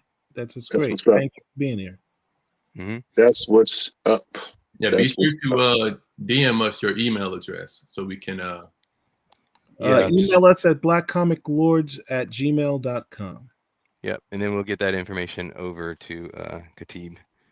All right. I got another. So, I got another tip I want to give. Another one. Okay, hold on. Now this is a little more highly sought after, and I was lucky to find these in the wild. I already have them, but hold on, let's swap it out here. Hardware, Blue Beetle, Static, and Black Light. Oh, look at that! Oh, I've never seen those before. Yeah, those are these are reader copies. I mean, they're in good condition still, but Brave and the Bold. Oh yeah. Nice. Okay. Yeah. So this one is going to be # hardware. # hardware. Pause. What was that? I said pause. He said # hardware. The hardware book is really good, actually. It's a really good breed. Oh yeah, I mean, to me, the Hardware Blue Beetle is the better of the two books. Yeah, The Black Lightning Static was cool for what it was, but I thought it could have been a little bit better. But it is what it is. I will make another recommendation. Speaking of Blue Beetle, there is a DC Universe book called Black Lightning and Blue Devil. It's a limited series. Came out a few years ago. It's a horror story with Tobias Whale in it, and it's, I would say, one of the better stories that features Black Lightning in it. So y'all go research that. Blue Devil and Black Lightning in a team up book. Yeah.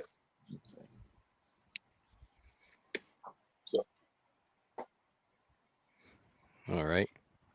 So let's see how we're doing so far. So far we have 11 entries. Let's do another 2 more minutes. Yep. Not bad, not bad. Let me ask y'all a question. Paul, you a Batman guy. I am.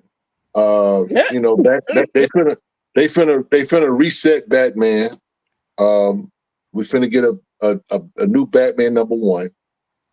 I think 158 is the last issue. I'm not sure, but I do know that the news came out that we're getting ready to get another #1. And while it's okay, I'm a little tired of the Dark Knight. Really?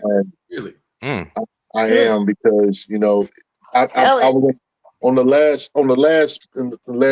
show I talked about in one of the last issues. Batman was on top of a plane, and he had to cut the wings off the plane so it wouldn't hit the buildings. And so I'm just like, I love you, Batman, but between this and Falling from the Moon, I need my man back in the street. I need him punching somebody. I don't need him, cutting the wing. And he's got 2 pistols. He's shooting literally the wings off of a plane. Batman like guns. DC is tripping. Batman don't even like guns. He don't even like shooting guns. No, he don't. So I'm just trying to figure out what they're doing. Rich, are you reading Batman Dark Patterns though? No, I am not. The only thing I'm reading is Batman is the regular Batman run and Absolute Batman, which I thoroughly enjoy. You're not reading the Rodney Barnes' run. I am reading the Rodney Barnes one. That last issue is getting ready to come out too, matter of fact. I got to get caught up on that one. But Dark Patterns is really good though. Check that out. Though. Okay. Yeah. And that's the thing about Batman. Batman stuff, most Batman stuff is good. Even when it sucks, it's better than most stuff that's on the show. Because it's like There's so many different ways to do Batman. I don't know if you ever read. Have you read Batman: The Madness? No, I haven't even heard There's of it. a, I never heard of that one. it's called The Madness. It's 3 issues. There is a Black Robin in this particular book. That came out recently, right? Yeah, it came out about a year ago, I want to say. Label book too. Christian, it is a Black label book. Big book. Art was amazing. Yeah, that. I think that got snuck up under the radar as far as one of the better Batman Black labels, or Elseworlds. Oh, look it up. Batman: The Madness.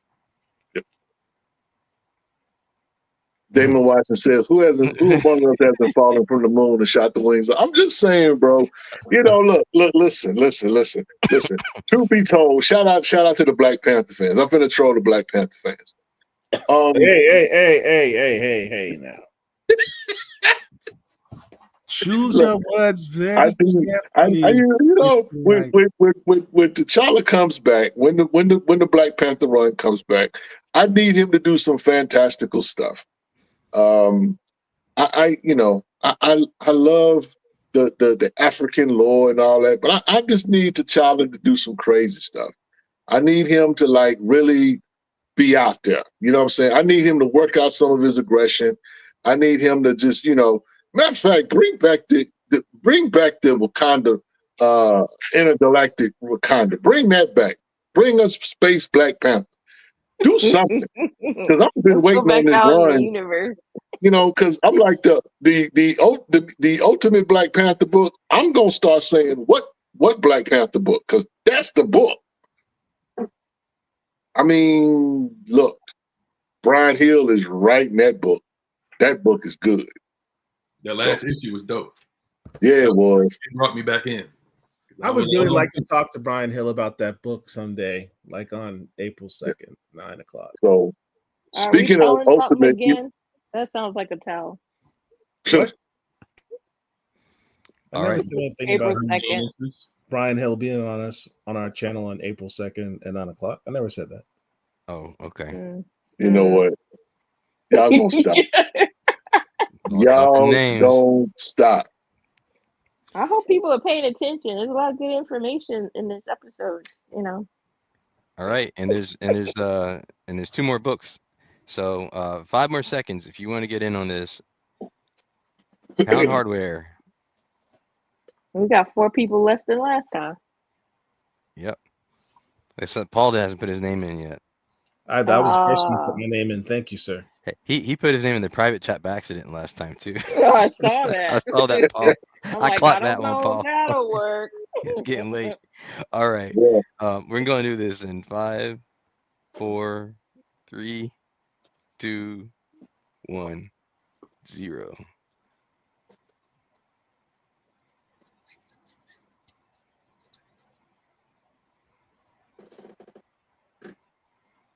Reaper 1. All right. Congratulations, Reaper 1. Congrats. Gosh So darn same it. thing. Send Stole that my- email. Send that email to blackcomiclords@gmail.com, and we will send us your address, and we'll get that information over to Khatib. Yeah. Congratulations. I need to show this. This is this. Okay. What you got? This here. I grew up a Herculoids fan. Oh yeah. Oh. And Herculoids is about to be a comic book. Oh, that's nice. So this is the ass can edition of the Herculoids. I'm going to enjoy this. Shout out to Dynamite for just thinking outside the box with some of these IPs. But yeah, we talked about something like this about a year or 2 ago, and I think we were talking about what comic books would we like to see in a comic book, or what cartoon characters what we would like to see, and I named the Herculoids. I think DJ Phil was with us. But yeah, I can't wait for that to come out. So shout out to all the Hanna-Barbera stuff, man. You know what? I don't know if I had a pretty amazing childhood when it comes to cartoons. I feel sorry for this generation of streaming and that kind of thing. You know, we had to get our big bowl of cereal on Saturday morning and feast and watch cartoons 3-4 hours. Yeah, man, I'm really looking forward to that. And shout out to my man Paul, you know, who's going to get an Acolyte book, Star Wars book. He's trolling me again. Look, I hope the book is better. Hope the book is better than the show. That's all I'm saying. All I can tell you is the action scenes in that comic book will be phenomenal. Yeah, well, hope they got a dope artist on it. That's all I can say.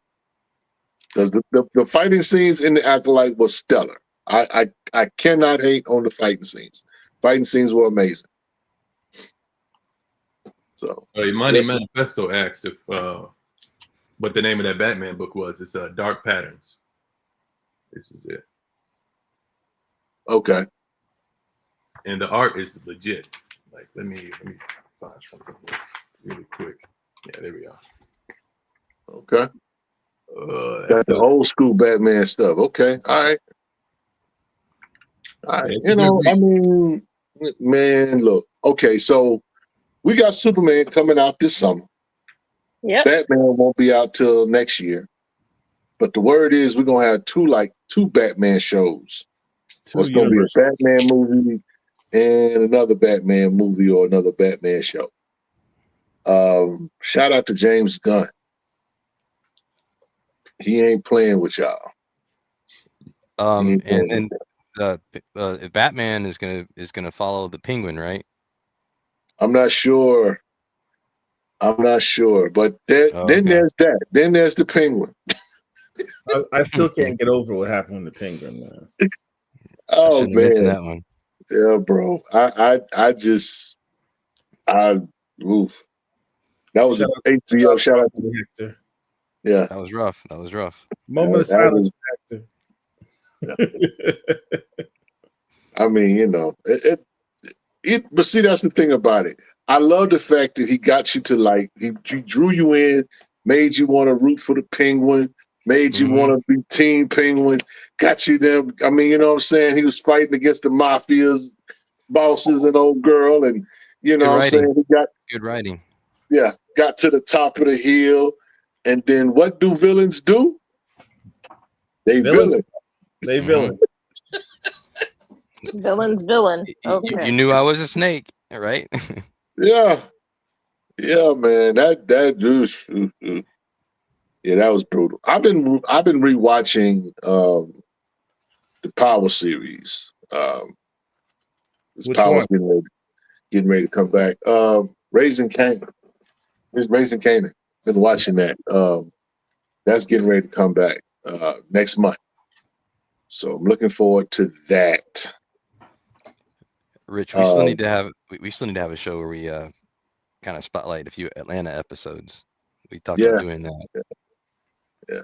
Atlanta was that was a great show, man. Especially that last season. That last season was stellar.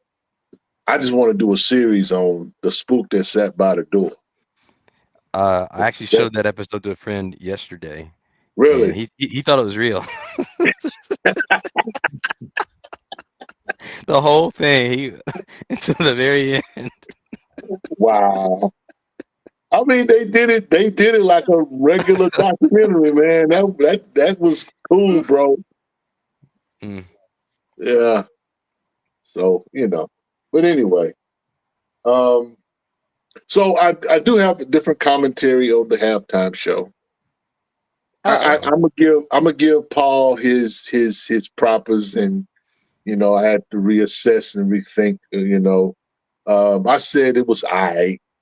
So I'm going to change my thoughts of it being just I to it was cool. It was cool. It was cool. So subdued. Yeah. Well, you know what? It's so funny that this dude broke the streaming records. Yep. Shout out to Kendrick Lamar for dissing a rapper and winning a Grammy and doing a Super Bowl and dissing a rapper. Did I say he dissed a rapper? Yeah. He did. He got a Grammy. Never mind, he got a catalog that's nice.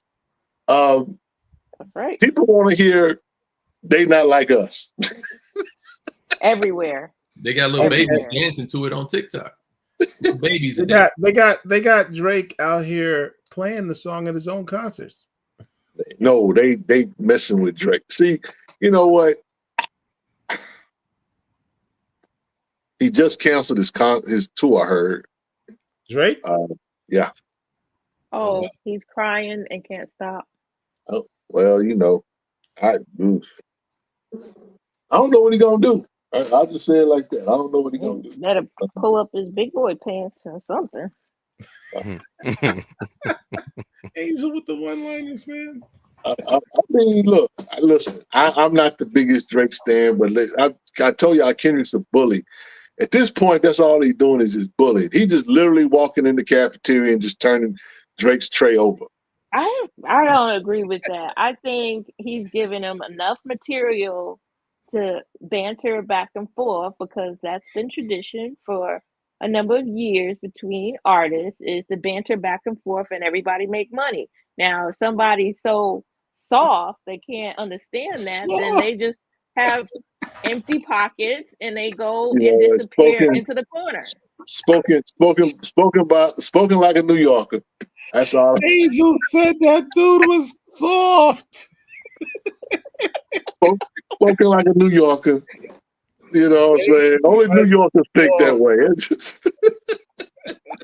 Like, come on, grow up. Like, come back with something. The big boy pants ask a on question. and don't be soft. Yeah. Cutthroat asked a question. Are any good movies coming out this weekend? I don't know any good movies, but I'll make a recommendation. Have you guys seen Hard Truths? No. What is that? What's the lady's name?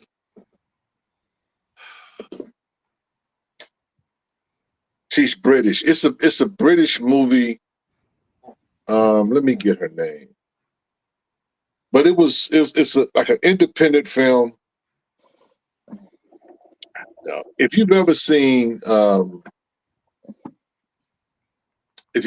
Takers, have you ever guys seen the movie Takers? Is that the one with T.I. was in that? Yeah, with T.I. was in it. Oh, yes. Yeah. So do you remember Idris Elba's sister? She played a Dauphin. Mm-hmm. She's the lead in this movie. She's the lead in this movie. And it's about basically a woman dealing with mental health issues. Very, very powerful. But it's dark comedy. It's basically you're watching somebody, reeling from having anxiety and, just emotional issues. But the acting in that is stellar. It's one of those independent films that it made it.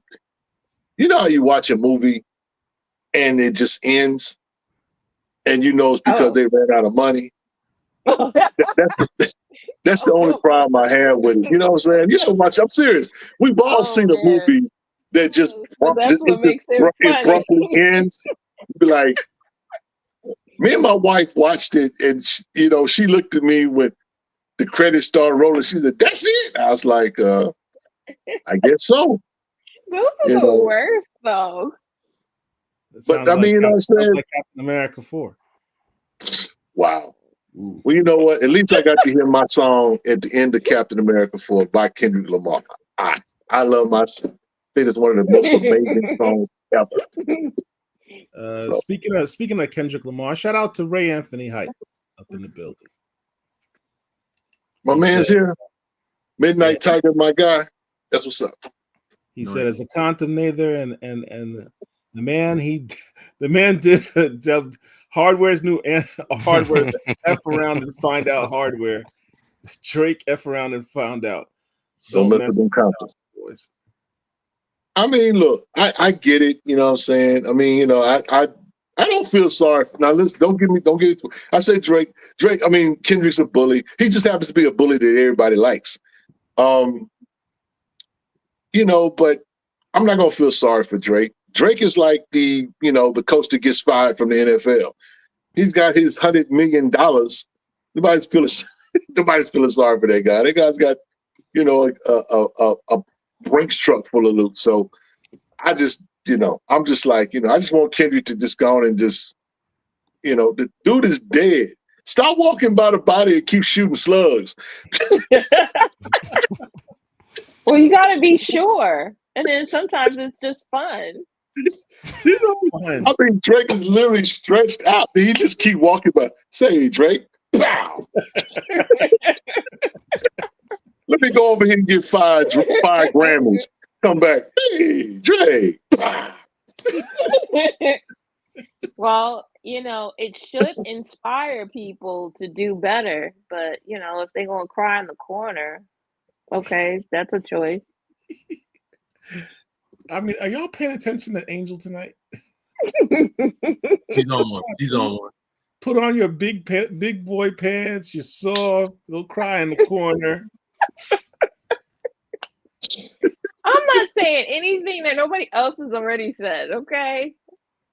Or thought. I mean, I'm just saying. I don't know how homie bounced back from that. He's gonna have to do an R&B album. He's just gonna have to love the ladies and just keep moving. Well, if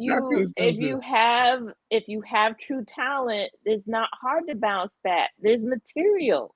There's material just sitting out in the air for him to grasp and come back with something. But that's if you have talent. No. You don't understand, Angel. Dude had the whole 100 million people that saw the Super Bowl dancing to "They Not Like Us." Yes. Had Serena leave her boot thing and crip walk on the floor of the Super Bowl. I saw it. Just to troll her ex, Aubrey. And shout out to Serena Williams for that level of petty. Oh yeah, I love her crip walk. That was tight. So I'm just saying, man. I mean, it just it's like I said, Drake's dead, and he just keep coming by the body and keep shooting.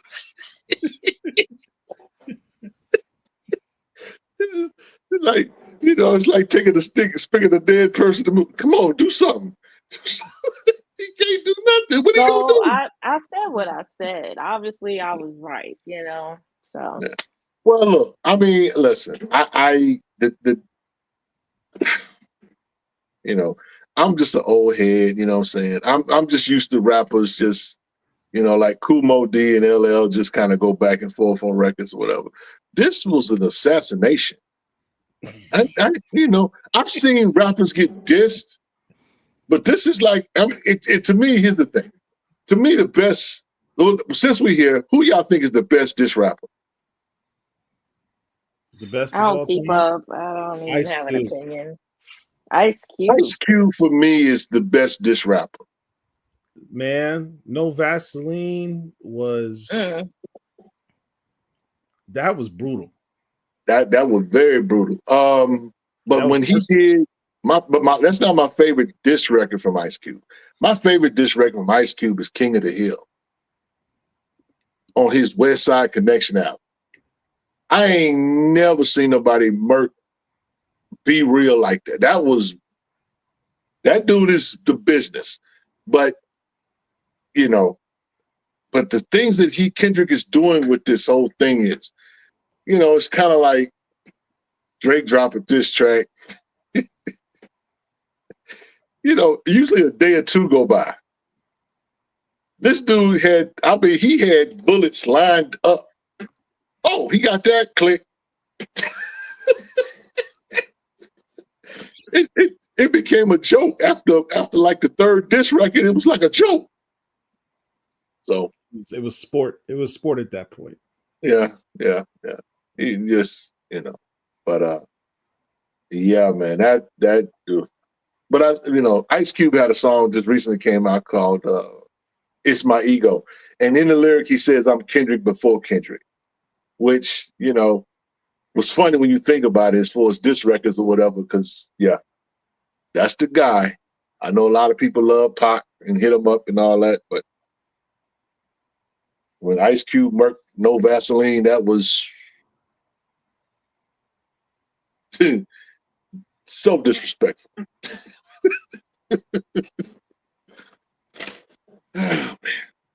Anyway, it's late. Yeah, It is. I think we about to fall I was just asleep. running. I was just running my mouth until y'all eventually said it was late. It was late. You can go home now. Now it's officially late. Steve, thank you for giving away a few books. You know what I'm talking about. That was cool.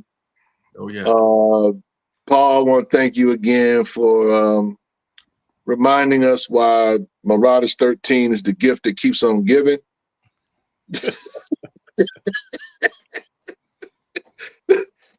See, Angel, Marauders 13 is like Kendrick. The Paul. Well, I'm not gonna pick on Paul. I'm not gonna do that. Squad has been trolling me with Marauders 13 for years now. Oh, that's what's up already. Anyway, this Sunday there will not be a show again. These guys like keeping me off the mic for whatever reason. Well, I don't know. There is something. There's something special coming. That's all we can say. They don't want to announce it here, so I guess you guys will figure it out later on. Or announce it until it's confirmed. Or you'll show up Sunday and you'll see. But let me check our emails. Yeah. I'm just saying. Cutthroat says, good night, great stream, all of you Black Common Lords, you made my night. That's what's up. No, still no confirmation. Okay. So Rich, you may still be on this Sunday. We'll see. We'll see. It's first Sunday. Something is happening on Sunday. Yeah. Hopefully we'll all be here. You know what they say. It's good to see you, but it's good to be seen. If you have not liked this video yet, please take a moment and like the video. Share it on your social media so we can get more on it. And if you're not subscribed to our channel, please subscribe to our channel. It costs you nothing to any of these things. Please like, share, subscribe. Tell a friend, tell a hater. You know what I'm saying? Tell everybody I call Drake Saul. Yeah. Shout out to all of y'all that love us, and shout out to all of y'all that hate us. We can't do nothing without you. That's right. So sure, we can just keep rising to the top. Okay, that was the weakest. What is that? That's a sample. That's a Marvin Gaye sample. Yeah. Shout out to my man. He said, Angel, he might sue you. If we want to go before the court, I think he run the risk. We run the risk. We get off this street because I don't need the OVO gang coming for us. Listen, shout out to all my light-skinned brethren.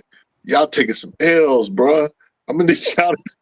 Oh my goodness! Wow, we gotta get Richard off the stream. He's gonna get us censored for real. All right. Thank y'all for joining us. See you next time. You know what? That careful when you start the show after 10 o'clock. We got you. Peace.